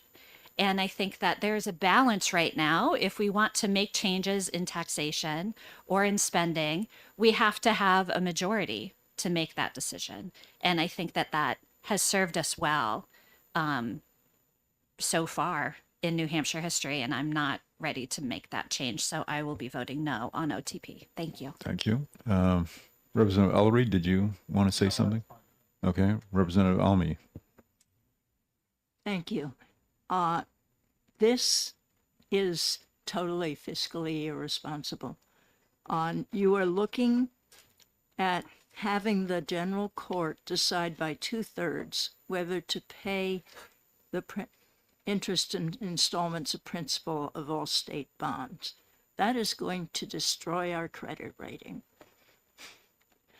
and increase the costs of government by a huge amount. 2/3 is not a democracy. 2/3 is ruled by a minority. This legislation to avoid any increases when increases turn out to be necessary is not something that could pass with 2/3 unless it was something like a nuclear bomb had hit the state. We went through this in 1999 when we spent 8 hours on the floor in the Reps Hall trying to get through something that would pay $800 million for education funding. Even though we had all sorts of gimmicks in it, a third of it was the statewide education property tax, so that we weren't really paying it. It was being paid by local taxpayers. And there were all sorts of other things in it. They came in, they went out.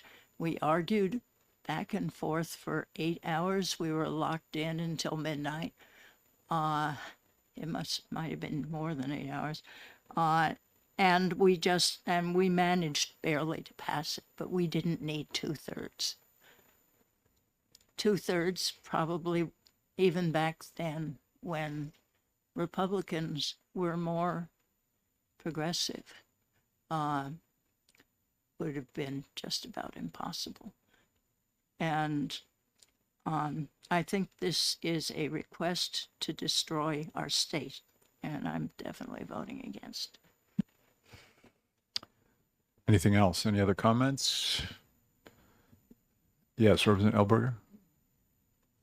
Just to clarify, because I saw a couple of immediate reactions when Representative Almy was talking about control by a minority.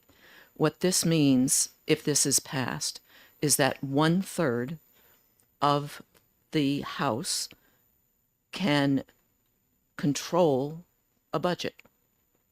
If there is not 1/3 plus or 2/3 plus who vote to raise taxes or fees or add new ones, then in fact a minority of the reps are in control. It's not a responsible way for us to behave. Thank you. Okay. Representative Ames. When we discussed this before, I made the point that this state has functioned reasonably well with its ups and downs for centuries, and it has done so with a simple majority rule on most matters, apart from amending the Constitution itself. And that the matters that come before this body are complex and difficult, and sorting out the pros and cons is a challenge for all of us. In the end, resolving those choices by a simple majority, 50% plus one, is the way we've done it. We being the state of New Hampshire over the years. And I see no reason whatsoever to move away from that really remarkable history of a functioning democracy. So I hope in the end that we'll find our way to say no to this. I agree. I'm sorry to label it this way, but I think it's absolutely true. This fiscally irresponsible proposal. Okay. All right. Seeing no more. Oh, one more hand there. Representative Ulrey. Last comment, if you will, sir. There's absolutely nothing in this bill that prevents an increase in taxes. And nothing in this bill prevents the payment of due debts. This bill, using a supermajority, reflects the operation of a republic, which is what we are. 2/3 is not a minority, and to say that the 1/3 is controlling and the body, one must remember that right now 5 votes, 5 people control. Much rather have a discussion between 100 people and their point of view, rather than have a discussion with 5 people who say absolutely no and will not discuss one way or another because they are the ones that know what's best. This type of bill prevents the minority from controlling and makes sure that the majority has a chance to present its position. When one talks about important activities of the legislature, it is most certainly true that our Constitution is the primary, and amending the Constitution has a very high threshold. The second most important thing is how much money we impose to be taken from our neighbors. This does not increase property taxes. Property taxes are assessed at a local level. The local communities can and should not rely upon largesse from the state, but should rely upon their own efforts to pave the roads or whatever. The state, when it has excess funds, makes that available. The state, through a variety of programs such as Meals and Rooms, which we discussed earlier, shares with some of the burden. I don't see how this could be called fiscally irresponsible when it mandates fiscal responsibility. Enough said. Thank you. I can kind of guess what some of the responses might be, but let's, try to stick to new areas. Representative Orrs. Thank you, Mr. Chair. I just wanted to say that we are not a democracy. We are a republic. Thank you very much. Representative Elberger.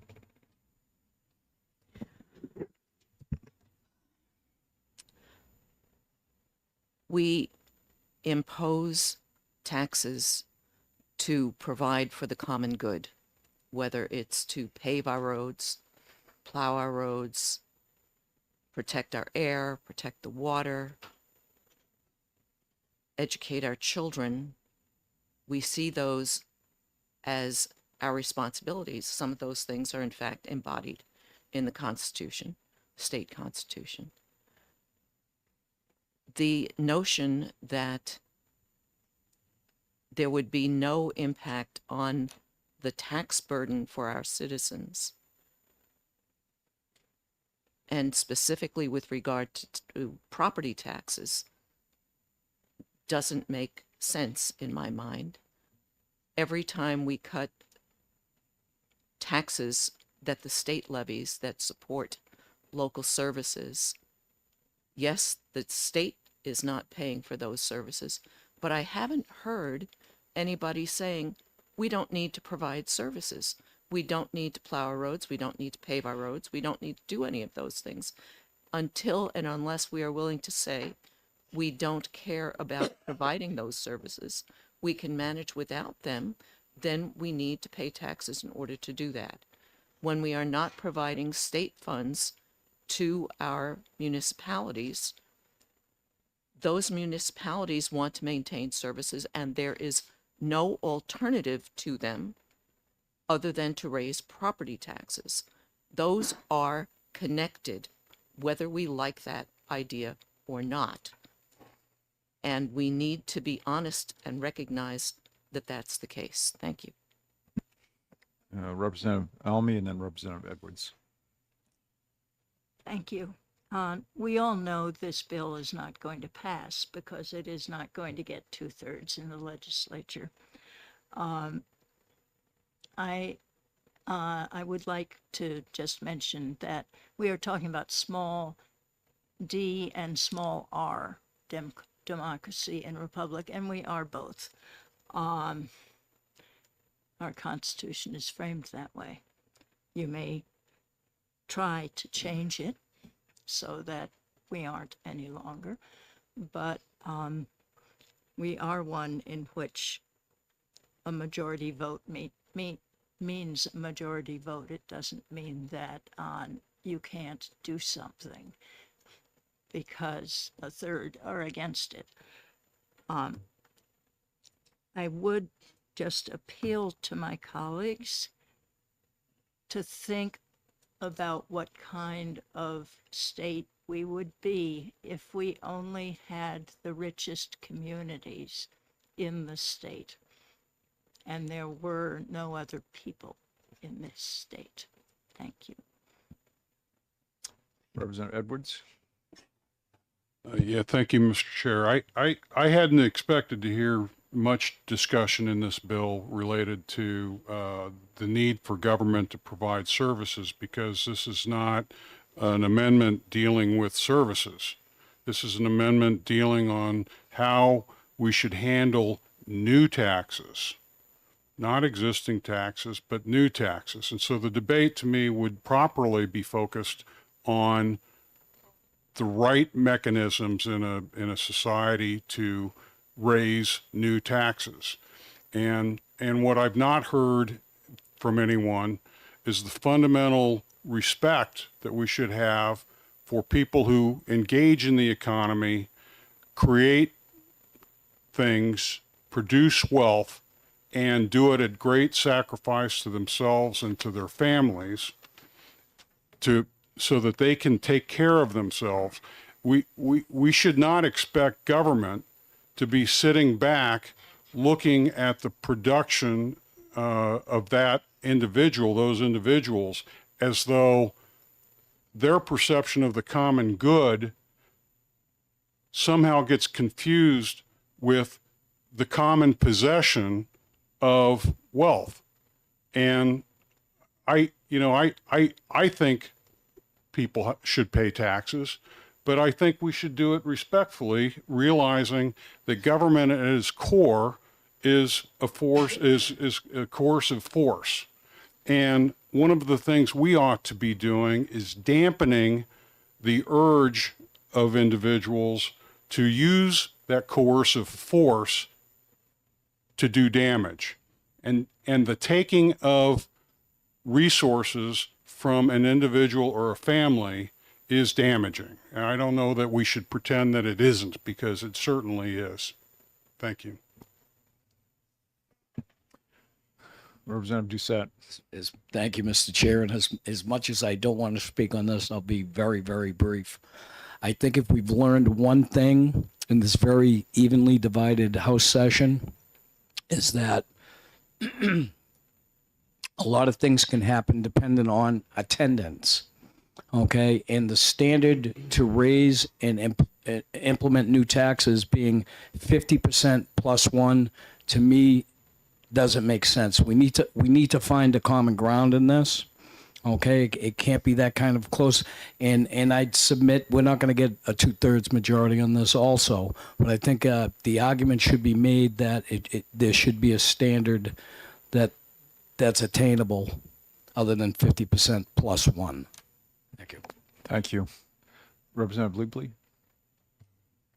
Thank you, Mr. Chair. I'm basing these comments on what this body has done recently. I feel like what we're talking about is not reality. Like, there is no threat in New Hampshire that we're going to become California or that we're going to become Marxist communism.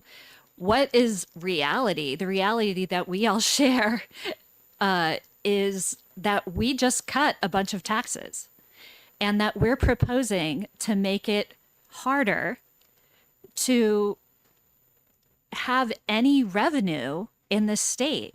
Our committee is required to look at the Treasury and to consider the revenue, so that this committee would vote to make it almost impossible to raise revenue in the context of just having cut a bunch of taxes, where that is not held to the same standard, is not following things to its logical conclusion. So we can continue to spend with 50 plus one. We can continue to cut taxes with 50 plus one, both of which this body has done recently, and that we would make this change within the context that we are all living in is not logical. So we're saying we're going to hold this to a super standard, but we're still going to spend and we're still going to cut taxes in the same way we always have. It is not going to lead to a more balanced New Hampshire. So I'm going to vote OTP on this, and I hope Thank you. I'm Thank going to you very vote much. against the OTP. Sorry, I misspoke. And I hope that we all can think about the big picture. Nobody likes paying taxes. I think it's very immature to have this attitude as governors. We have to pay taxes if we want to reap benefits that make this a civilized community where we live. It just blows my mind that we are basically stamping our feet and saying we refuse to pay our fair share, which is what this bill is doing. Thank you. I'm going to take one last comment from Representative Orrs, and then I think we're going to vote on this. Thank you, Mr. Chair. And what I like to say is, if I take what Representative Ames said, and if I take what Representative Doucette said, maybe a great way to balance this out would be 2/3 to raise or lower taxes. It would give us time, like we talked about the other day, to let things settle. Another thought I had was, if something's passed, like a tax or a cut, it couldn't be adjusted again till the next session, the next election. But maybe a great compromise would be to take this 2/3. You can't raise taxes without a 2/3 vote, and you can't cut taxes without a 2/3 vote. And then we could see what really happens. Does trickle down really work, or did raising taxes not hurt us? Thank you. I'll take Representative Ames. You'll be the last one. Because I noticed Only your, because my name was mentioned. well, I noticed your light was on when I said he's the last one, so I'll give you that. That was happenstance, to be truthful. Yeah. No, I don't buy that my comments lead to the suggestion that we go with 2/3 and 2/3 and 2/3. No way. I've spoken in support of the 50+1, the majority rule principle that has stood through all these years, and we've done well with it. Thank you. Okay. I'm going to ask the clerk to call the roll. What is the motion, please? The motion is ought to pass, which I'm calling the roll on. And I'm calling first on Chairman Janigian, Yes. Representative Edwards. Yes. Representative Ullery. Yes. Representative Doucette. Yes. Representative Spilsbury. Yes. Representative Pletfos, yes. Representative Lascelles. Yes. Representative De Simone. Yes. Representative Ors. Yes. Representative Rochefort. Yes. Representative Almy. No. Representative Ames. No. Representative Southworth. No. Representative Malloy. No. Representative Schomburg. No. Representative Fellows. No. Representative Bolton. No. Representative Elberger. No. Representative Leapley. No. Representative Smith. No. Vote being 10-10, the motion, huh? Oh, motion 10-10. Motion is 10-10, so the motion of ought to pass fails. So it'll go with no recommendation. It still shows up as So Is there a minority report? Oh, well, there's a, Representative Ulrey, you're writing the OTP report. Yeah, the only question I have, do we need to vote on the IPL? no. No. Okay.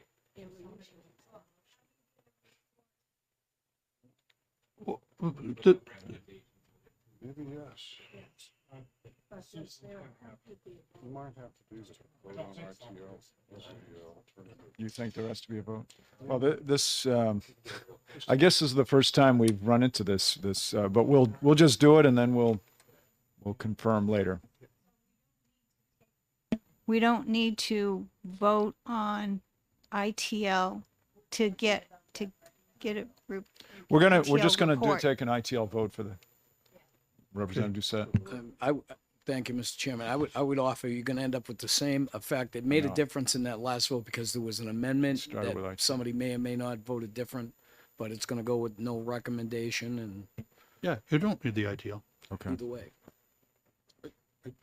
Just so we don't Representative screw up. Edwards, let's Just so we don't make a mistake, because we're not exactly sure, I'd recommend we go ahead and take an ITL vote, get the 10-10 out of the way, and that way it's in the record.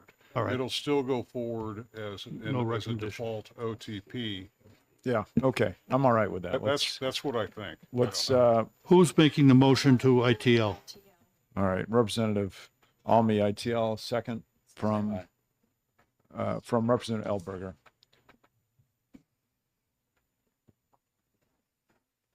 Okay, All right, the clerk will take the roll on in ITL. 1 second, I shall. It's taking so long. Yeah.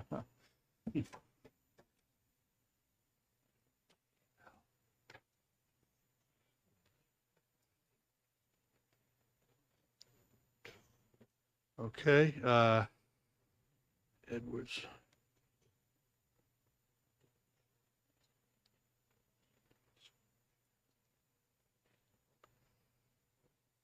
We asked the clerk half the question. We didn't ask the other.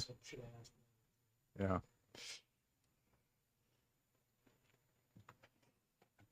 Just think It's a good idea. Yeah. No, I think it's good to go. All right. Maybe not needed. Anyway, the motion is now ITL, and I call on Representative Janigian, Chairman Janigian, No. Representative Ullery, Representative Edwards, No. Representative Ullery, Representative Doucette, No. Representative Spilsbury, No. Representative Platt votes no, Representative Lascelles, No. Representative Ors, No. Representative De Simone, Nope. Representative Rochefort, No. Representative Almy, Yes. Representative Ames, Yes. Representative Southworth, Yes. Representative Malloy, Yes. Representative Schomburg, Yes. Representative Fellows, Yes. Representative Bolton, Yes. Representative Elberger, Yes. Representative Leapley, Yes. Representative Smith. Yes. So the vote is 10-10 for ITL, so the motion fails. Okay, so Representative Ellery's going to write the report for OTP, Representative Almy, the one for ITL. Yes. How long do we have? But not, you should have it done by now. Well, if we're going to get them in for the next week? week, then we need to do them now. I mean, my preference would be to get them in today before 3. Which I'll stick around a little bit after we're done here to, but we can discuss individually. Yeah. We'll discuss individually. It's already done. All right. Ellery is setting the standard. He's already done. Okay, I'm going to, so the vote was what, 10-10? 10-10 either Okay, way. all right. I'm going to close the exec session on CACR 15. All right. We have one bill left. As I said, I'm not going to exec the last 3 today on the list here. So lastly, we will exec HB 1054, and I'll open that exec session now. I'll recognize Representative Rochefort for a Which one? Oh, 1050, Northern 1054. Okay. I move ITL on HB 1054. Do I have a second? Second by Representative Ors. Would you like to speak to your motion? Yes, thank you, Mr. Chair. I think it's important to really look at what 1054 does and does not do. So I know that it's the issue of borders and border crossings and patrol and enforcement and whose job it is and whose job it isn't can really cloud this issue. But this issue at hand with 1054 is really, do we lapse a fund or do we not lapse a fund? This fund that we're talking about was just created in the last budget, so it's been only active since July. We're finding that there are unexpended funds in the budget, and the people making an argument for lapsing this fund would point to those unexpended funds currently. But the reality is we've only had access, the state has only been spending those funds for 6 months. When you add on the fact that GELCAR only adopted the rules for this program in November, it really isn't an accurate picture on if we're on track to expend these funds. Furthermore, my colleague from Holderness yesterday brought up a good point. She did the research. She said these funds are going to be used for things like overtime. So if we're 6 months into a 2-year fund, there's no way that we can anticipate whether or not overtime will be expended now or later. So I think that I can speak for many of my colleagues in the fact that we don't want money sitting around, and we don't want money that's earmarked for a certain issue and not getting spent to go unspent. But the reality with 1054 is that repealing this particular dedicated fund is a premature action at this time. So with that, I would, again, reemphasize my motion for inexpedient to legislate. Thank you. Other comments? Representative Almy? Yes, as I understand the bill, it is not repealing this fund. What it is doing is saying that the excess that hasn't been spent at the end of each biennium is going to be lapsed to the general fund. That's quite a different thing from repealing it. That is simply saying that the next budget, if they are needing continuing money and have shown that they need the money, will have to have the amount that is needed for that biennium in the budget. And that's the situation right now, except that they say that you can build up a kitty over the years, which the Department of Safety in the past has been really good at. Thank you. Okay. Representative Platt? I accept everything Representative Almy said as true. However, I think the argument is it's only been a few months, and that we should give this a couple of years before we talk about putting the money back into the general fund. We just have no track record right now. Representative Rochefort? Yes, I thank you, Mr. Chair. And I apologize if I misrepresented. I understand what the bill does, and I'm not asking. The bill does not repeal the fund, and I apologize to my colleagues here if I made that implied that. But Representative Almy is exactly right. The focus of the bill is: do the funds lapse or do they not lapse? Do they build up or do they not build up? And the point that I was making is, I don't think that I think we have a responsibility, if they are building up, to return them to the general fund. But the point here is this fund has only been in existence for 6 months. The rules for the program and how the funds get expended have only been on the books since November. So again, I apologize if I misspoke or misrepresented that, because that was not the intent. The intent was exactly what my colleague from Lebanon had said. But again, pointing out the fact that it's too early to tell whether this is needed or not. Representative Bolton? Thank you, Mr. Chair. So I retired from the state after 30 years of working for both DHHS and the Department of State. And every 2 years, basically every agency goes back and renegotiates what they're allocated. And they basically put in a request for either more money or the same money. But there are few non-lapsing funds.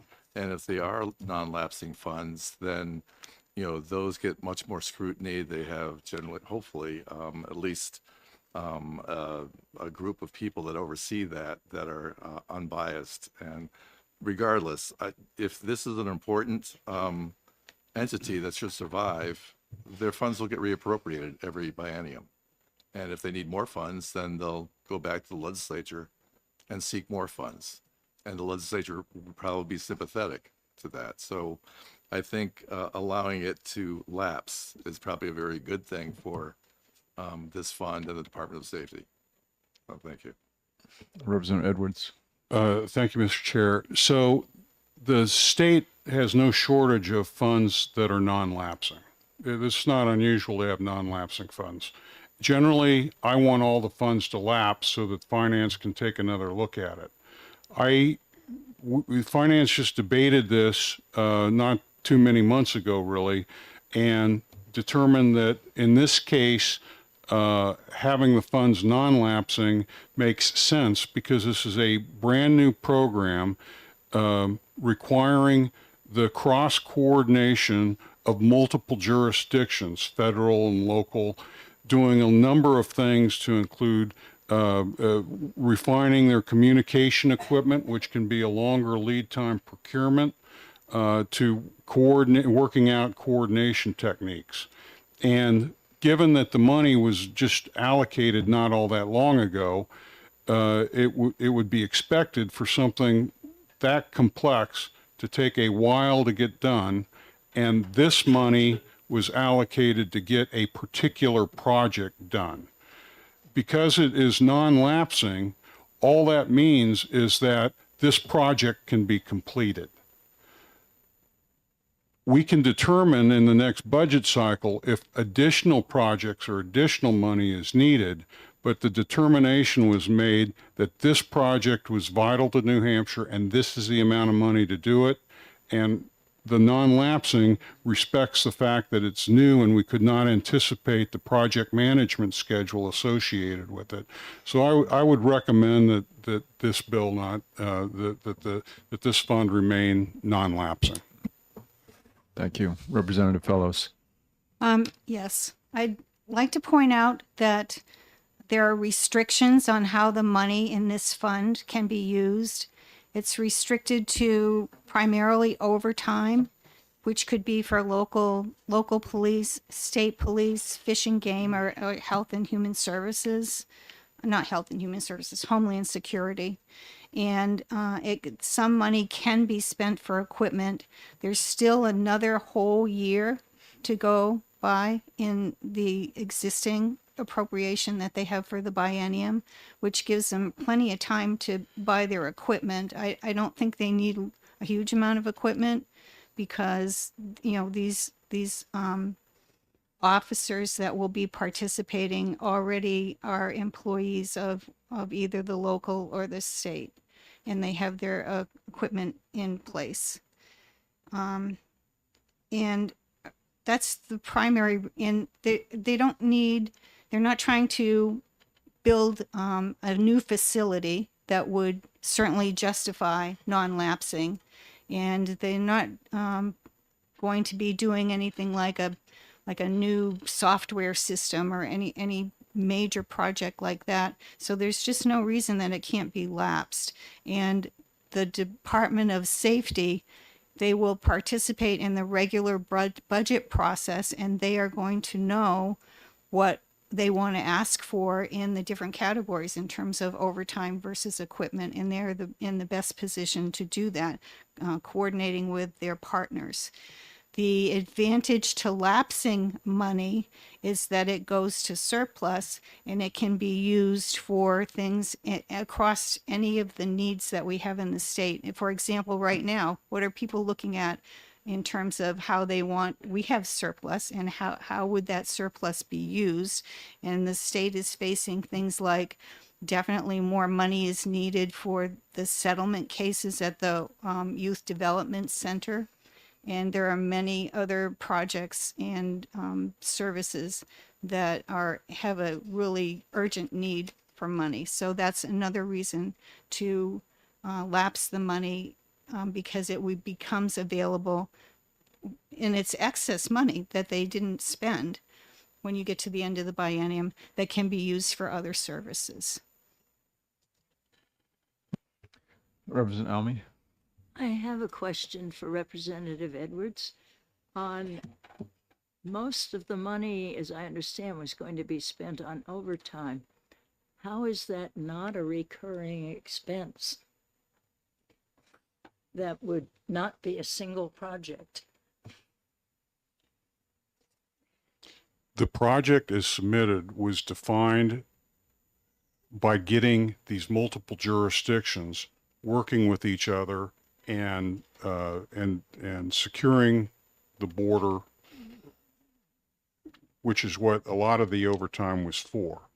The idea was that by being able to document the illegal traffic coming across the border, that would begin to create a data set upon which a future legislature can make an informed decision about the extent to which our border is not secure and the extent to which we're comfortable with that. The challenge we had initially is that the federal government maintains all of the data and maintains of illegal crossings, and that data covers something like 307 miles, of which the New Hampshire portion is but 54 of them, and they don't keep track of the data by border segment. They just keep track of by the whole length. And so the Finance Committee, as we looked at this with the AG's request, we did not have the data that would really be useful in future decisions. But we believed in the trends, we believed in the scenario, and so we said, okay, here's a one-time bolus of $1.4 million. Get this coordination, get the communication, get the surveillance up, so that when you come back, we have some data upon which to decide what we should do in the future. Does that answer your question?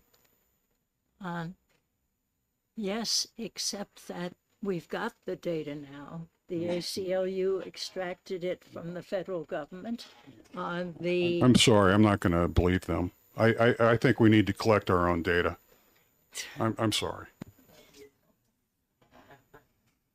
Well, they had a certification from the attorney, whatever you call the attorney that represents the federal government in New Hampshire, that this was the data that had been sent by HMS. I mean, it just, my thought would be that when the finance committee took this up, they looked into as Representative Edwards has mentioned, there's a lot of coordination that goes on. It's a new fund. It does make sense that we would give it more time to settle in.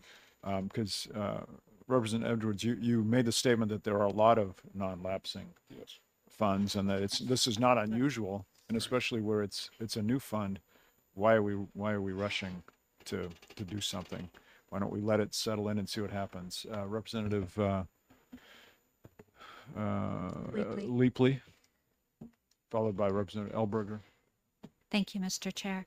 Am I correct that the motion on the floor is ITL? Yes. Thank you. So the motion on the floor being ITL, we're proposing that we not look at this fund at the end of this biennium, that we not question whether we've appropriated the right amount of money, that we not question how much more we should appropriate in the next biennium. So what we're proposing is that we let... let me just stop you for a second. Yes. No, that's not true. All we're saying is it should be well, the bill wants it to be a lapsing fund, which Right. means the money goes back. So we're not saying anything about, whether we're not going to look at it or things like that. It's just, this is lapsing versus non-lapsing. And Edwards. So let me restate and see if I Okay. have it right. So if we ITL this bill, we're saying that the funds should stay in the account. So if this project, if they spend the money, if they don't spend the money will sit in their account. And then in 2 years, it will sit in the account. 2 years from then, it'll sit in the account. So we're not automatically allowing the funds to go back into the general fund. We are assuming that the fund is operating as it should be, and that the appropriation next time should stay at the same amount. I don't know. I would say no. I'll let Representative Edwards answer that, but Thank you. This is a one-time allocation of funds for a one-time project, and the expectation is that the Attorney General who started this project in the summer is continuing to assertively execute the project and is spending that money down. The amount of money that we might be talking about at the end of the budget would be minimal, really, and all we would be saying is that for the purposes of this one project that we authorized, that they could finish spending it in a normal amount of time. Now, if something bizarre happens and they just quit spending it, which I don't anticipate, that's very odd, then there are ways for that money to be recouped in a future budget cycle. But the idea that we're going to be leaving money lying about for a while is just, I just don't see that as being a likely scenario. So I can see opposing I just the want to purpose of the project, but from a money perspective, this is not a money issue at this point. It's let's just do the project. Let's get the data. Let's find out in future sessions what the extent is to which our border is being violated. Get the information. Did you have a follow-up? I just wanted to clarify. So the money is a one time. It's not a fund that is going to exist in the next biennium. So it's $1.4 million one time, and it's not being reappropriated next time around. Okay, so I'm going to talk about practical and technical, okay, and there's going to be a distinction. practically what you said is right. This is one-time money and it's just going to get spent down, okay? Technically, some bureaucrat somewhere has to turn off the fund, and that requires a level of administrative detail that the legislature won't get into. But from a practical perspective, this is a one-time project, and this money is going to get spun down. This is not an open fund for us to continually appropriate. And if we do appropriate, it's going to be because the Finance Committee and other committees have received data suggesting that this is useful. So I wouldn't assume anything about the future unless you're willing to assume what the future data is going to suggest. I think we will retain our judgment and discretion. It's, yes, Representative Elmy. Does this have a 612 number? The technical detail, I don't know. Well, it's not a technical detail, because if it is in 612, the legislature has to act to get rid of it. And until we get rid of it, if there's no further use for it, then it will remain on the books. Yeah, I mean, even if that's true, it's not like no one's ever going to look at it. I mean, we're constantly looking at funds, the Finance Committee. No, the Finance Committee, Representative Edwards was right. They've got a lot of stuff that they have to do. The reason that the Dedicated Fund Committee exists still and is active is that at least every 5 years, we look at all of the funds that are still on the books, and we get rid of the ones that are doing nothing, and we do something about the funds that don't have enough money in them to do what they were supposed to be doing, or have decided, like that agricultural one did, that they're going to use it for something totally different. But the point is, it's going to get reviewed. It's not It gets reviewed once every 5 years. Okay. Representative Mr. Elberger. Chairman? Yeah. Very briefly, the essence of Representative Rocheford's argument was that it's a premature action. None of the prerogatives of the next legislature are in any way curtailed. The next legislature can look at the question of lapsing it, can look at the question of eliminating it when it's inactive, or can look at the question of whether further funds and a new appropriation are necessary. This is a premature action. Representative Elberger. Thank you, Mr. Chairman.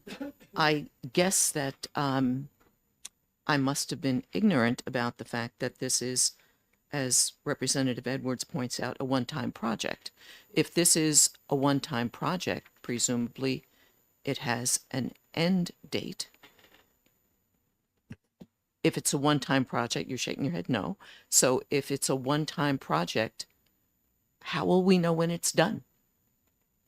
And what does done mean in the context of this project? The AG will inform us. I don't inform us of what? You asked the question, and when will we know it's done? And the AG will inform us. This is a high priority special project that people are keeping an eye on. This is not something that's being done in the, mushrooms in the basement. The AG is executing this assertively and is maintaining managerial control. If you want to know the status, you could call the AG and he'll just tell you. This is not a secret. That if I'm working on a project, my project has a point, it has an outcome, and the outcome, at least theoretically, should be measurable. I don't know how we know when this project is done, because I don't know what the purpose is. I was under the impression that this program was to keep track and interdict people illegally coming into New Hampshire across the border. That to me is not a one-time project. It's an ongoing purpose. I assume now that I have this all wrong. No.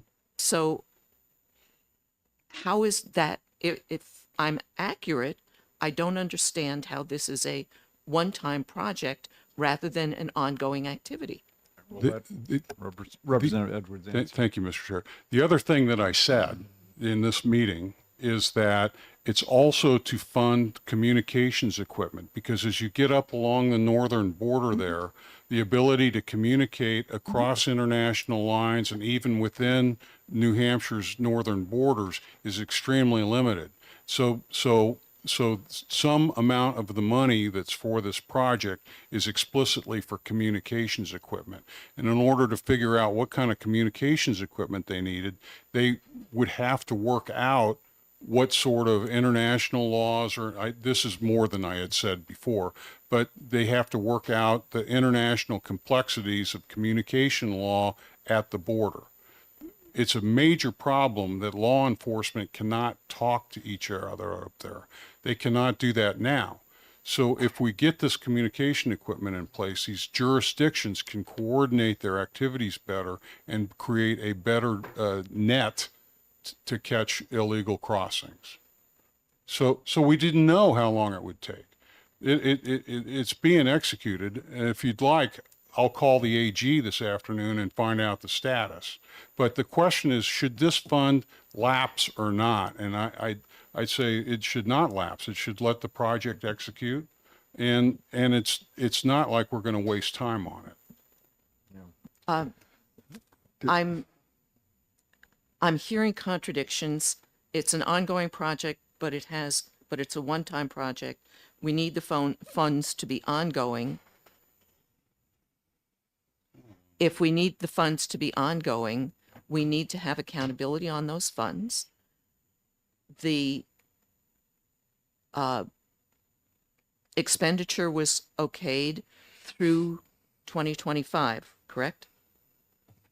When we passed the budget, it was through 2025, Mr. Chairman. Representative. Yes. Okay. So we have almost 2 years to take a look at what the data are. And I don't see any reason to let the funds remain in this account without finding more information about what they've been used for, how they might be needed in the future, and we as a legislature can allocate new funding every biennium if we believe that it needs to be allocated. Thank you. Representative Fellows. So, in listening to this conversation, I think that some people, when they hear one-time project, they think of something with an end date, something that's going to take 2 years and then be done. And I think that that's probably, for the general public, not the best way to characterize it. I think what this is it might be a pilot project or a startup project, and that certainly justified putting $1.4 million into their budget. But going forward, there's no difference. There's no impact on what money they will have available to them to spend if this money lapses. The money that they haven't spent and haven't obligated lapses at the end of the year. And doing that makes it available for other needs that the state will have. And this is all something that's going to happen a year from now. In the Department of Safety, I'm not sure why Representative Edwards mentioned the AG. The budget is actually in the Department of Safety. They would be putting together, with input from whomever is necessary, their budget. And that the issue is, they're going to get whatever money they ask for and that the legislature decides that they need. And so whether you lapse it or not, the only thing that does is makes lapse money is available to address other needs when it's surplus. It's surplus. They couldn't spend it. They couldn't obligate it. They had some money left at the end of the biennium that's going to end in July, June 30th, 2025. And then by that time, we will have voted a new budget for that project. Thank you. Representative Ors? So I just did a search, and it says here that more than 12,200 migrants were apprehended crossing illegally from Canada in 2023, an uptick of 241%, with 3,578 arrests. And then the next one goes on into the New York, Vermont, New Hampshire border, which I forget what they called that again, the Swanson. And then it goes on to say that although the numbers for New Hampshire's border crossing may not be exact, and it goes on to quote Governor Sununu, and on and on and on. So all I'm saying is, we heard from the ACLU that officially 2 people had crossed the border. When you do a search, we're getting numbers like, who knows, 12 up to 12,000 crossing the border. And so I think it's obvious this fund is needed for a while, probably. I mean, we can sit here and kick this can back and forth, but I think it's time to vote.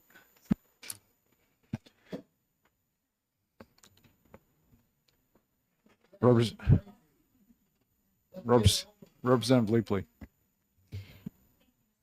Thank you, Mr. Chair. I just want to clarify if people are watching at home, what we're voting on is actually the change of 2 words. It's not just lapsing or non-lapsing.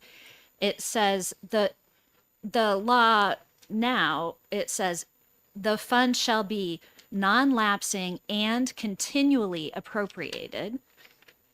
And what we're taking out are the words non-lapsing and continually. So it is about continually and lapsing. And I think the feeling is, I'm not opposed to the project. It's happening. I'm opposed to the idea that we would continually appropriate money for something that is being presented as a one-time thing. And if we want to be running an efficient, lean, mean state, we should be reviewing this kind of spending regularly with each biennium, especially something that's new. So this is new spending. We should keep an eye on it. Great. I'm glad we're collecting data. I want to be a data-driven decision maker, but then that means we have to review the data. Thank you. Representative Platt. Just say there's no such thing as continually, because one legislature can't bind another. And so next biennium, when we go through a budget, the finance committee can do what it needs to do, regardless of what that language is. And I say we've discussed this. I'd like to call a question if that's possible. Very quick clarification. Yeah. Continually appropriating means that the appropriation continues beyond the biennium of this 1.4 million. It doesn't say you keep on putting another 1.4 million in. Okay, good distinction. All right. Did you have a question, Representative Malloy, earlier that I didn't see? Okay. All right. I think we are ready to vote. So I'll ask the clerk to take the roll. The motion is ITL.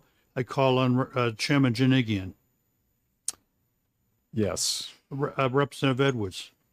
Yes. Representative Ullery. Yes. Representative Doucette. Yes. Representative Spilsbury. Yes. Representative Platt votes yes. Representative Lascelles. Yes. Representative DeSimone. Yes. Representative Ors. Yes. Representative Rochefort. Yes. Representative Almy. Representative Ames. No. Representative Southworth. No. Representative Malloy. No. Representative Schomburg. No. Representative Fellows. No. Representative Bolton. No. Representative Elberger. No. Representative Leapley. No. Representative Smith. No. Okay, vote is 10-10. The motion ITL fails. Okay, well, I guess we learned from the last time around that now we have to go OTP. Is someone making an OTP motion? Representative. Okay. Fellows, to pass. Elberger, second. Would you like to speak to your motion briefly?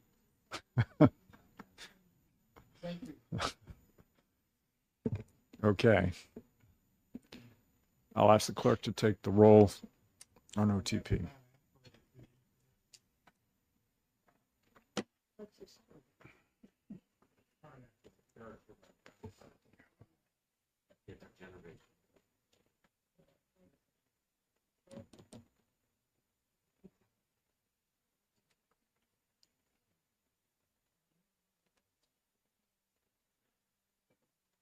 Okay. Motion being ought to pass on Bill 1054. I call on Chairman Janigian. No. Representative Ullery. Excuse me, Representative Edwards. No. Representative Ullery. No. Representative Doucette. No. Representative Spilsbury. Nope. Representative Platt votes no. Representative Lascelles. No. Representative DeSimone. No. Representative Ors. No. Okay, that stretched it out. Representative Rochefort. No. Representative Almy. Representative Ames. Yes. Representative Southworth. Yes. Representative Malloy. Yes. Representative Schomburg. Yes. Representative Fellows. Yes. Representative Bolton. Yes. Representative Elberger. Yes. Representative Leapley. Yes. Representative Smith. Yes. The vote is 10-10. The motion not to pass fails. Okay. So it'll go to the floor with no recommendation. Representative Rochefort, you'll write the ITL motion, and Representative Fellows the OTP. Hey, where's no recommendation in this form? Come on. Well, so let me close the exec session on HB 1054. That concludes our business, our exec session today, because as I said previously, we will not exec the last three. We're getting some additional information, and we'll have most likely work sessions on those. Representative Almy, did you have a question? Well, we do have the additional information, I think. Microphone. Sorry, I think we've got the additional information from Representative Moots, but maybe at least if you could tell him whether we're going to be execing these next week. We have everything we need. I'm not Do sure we he have- can hear us. but Okay. He left his hearing aids at home. I mean, if we have everything we need for execing 1613, I don't see why we couldn't do it.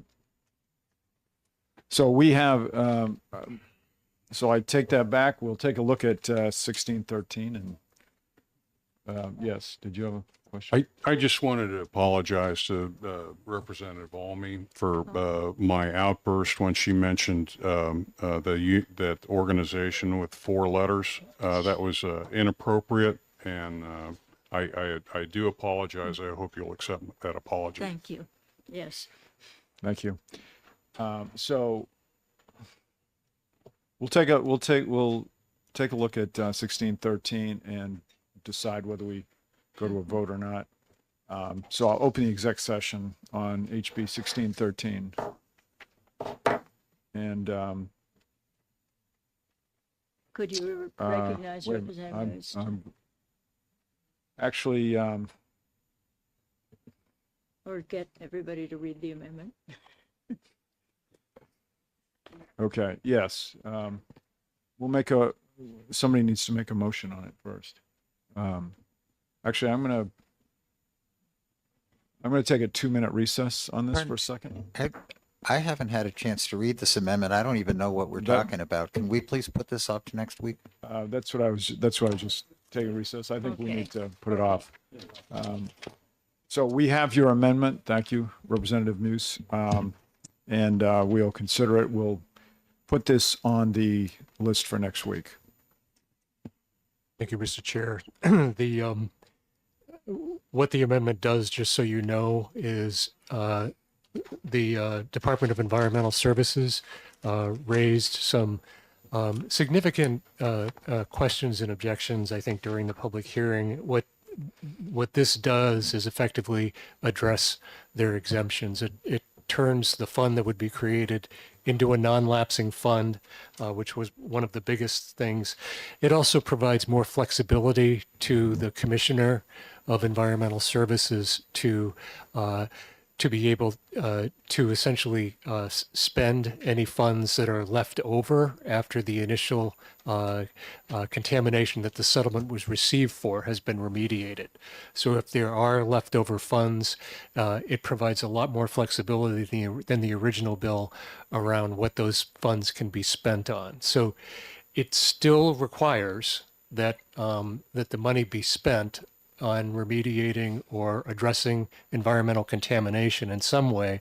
But what it does is it puts that within the statutes that apply to the Department of Environmental Services as opposed to Health and Human Services as we had originally, and essentially just cleans it up so it's in a position for you to consider whether or not it's something we want to adopt as a policy. Okay, great. Thank you. Thank you for coming today and distributing that. All right. I'm going to, I'm going to run through very quickly the list of who's doing reports. I'll just go in order that we did them today. 1254 is Representative Spilsbury. And Almy. And Representative Almy. And I had volunteered for this, but Representative Ellsberger was volunteering to write this. I sent it of the PI. Oh. Okay, HB 1203 is Representative Plett. 1255 is Representative Leapley. 1389 is Representative Schamberg. 1525 is Representative Doucette, as well as 1549. CACR 15 is Olery OTP and Almy ITL. 116 is Representative Plett. And 1054 is Representative Rochfort. And who's doing the OTP? Was it Fellows? Okay.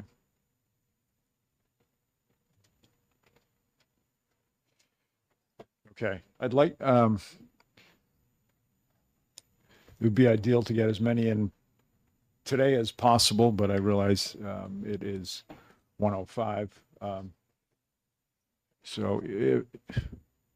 So if you get the reports, are they going to, when are we going to hear those on the House floor? Would it be next week, Friday? well, it's at the Thursday? the speaker would decide, but it could be as early as next Thursday. Okay, but wouldn't be the one after that because that's a vacation week. The one after that, the speaker has said there'll be no House sessions. So if the report is not in today by 3 o'clock, then these aren't going to be heard until March. For the good of the committee, can I give an update from General Formella? Sure. Representative Edwards is going to give us an update from Attorney General Formella. So I texted the Attorney General with some basic questions, and he was able to respond in text, and I'll just read it. To the question of are they overseeing the project, given that the money's in the public safety budget? He says, yes, we are overseeing, going well so far. We began patrols with state police beginning of December, had hoped to start a couple weeks earlier, but we spent more time training than we thought because we trained over 100 troopers. GNC just approved $519,000 for locals a couple of weeks ago, so they will join soon after training. The money is in the Department of Safety's budget. I don't have a great estimate off the top of my head on when funds will be fully committed, but I can get back to you on that. So I'll go ahead and ask him to try to come up with an estimate, because I think it's just good general information and something that maybe would be useful in the House session. The GNC approved what? $519,000 to go to training locals. That was part of the $1.4 million. It can just be a intergovernmental transfer too. I don't know the mechanics. I don't know that it matters. It's 519 of the 1.4 million. All right, so, yeah, given the deadline is 3:00 for me to get in, the reports, committee reports, it's a tight time frame. If anyone is able to get them done by then, it's appreciated because we can get them, Mr. Chair, I sent you mine for 12:55. okay, email? Yes. Your email, thank you. So if you're able to get them done now or before 3, I'd appreciate it, but Yeah. CACR 15, I would prefer to be able to confer with the other Democrats before I send it in. okay. Okay. Mr. Chairman, Yeah.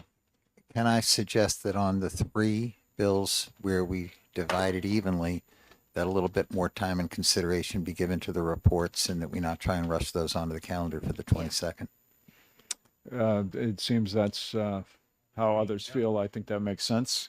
The ones that were, 19-0, 20-0, if those reports can be done, but if not, see me if you don't think you can get your report done before 3:00 today. Mm-hmm. So you're including also the, Now for next week, I need to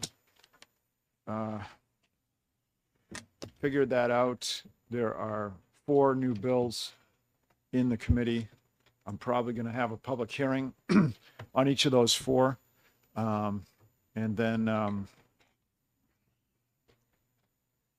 then possibly a work session following those 4. But right now, you'll know, or I can send out an email later today or tomorrow as to what the schedule is going to be. But right now, Tuesday and Wednesday are still possibilities. Next week, the following week, there'll be nothing.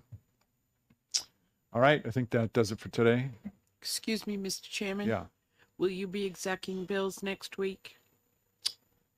possibly. In the case that you need substitutes, I just want to be sure to check my calendar. I'd be happy to substitute, but I want to be sure that I'm available. Okay. That's all. Thank you. Yeah, thank you. All right, no one has any other questions? I think we're all set for today. Thank you.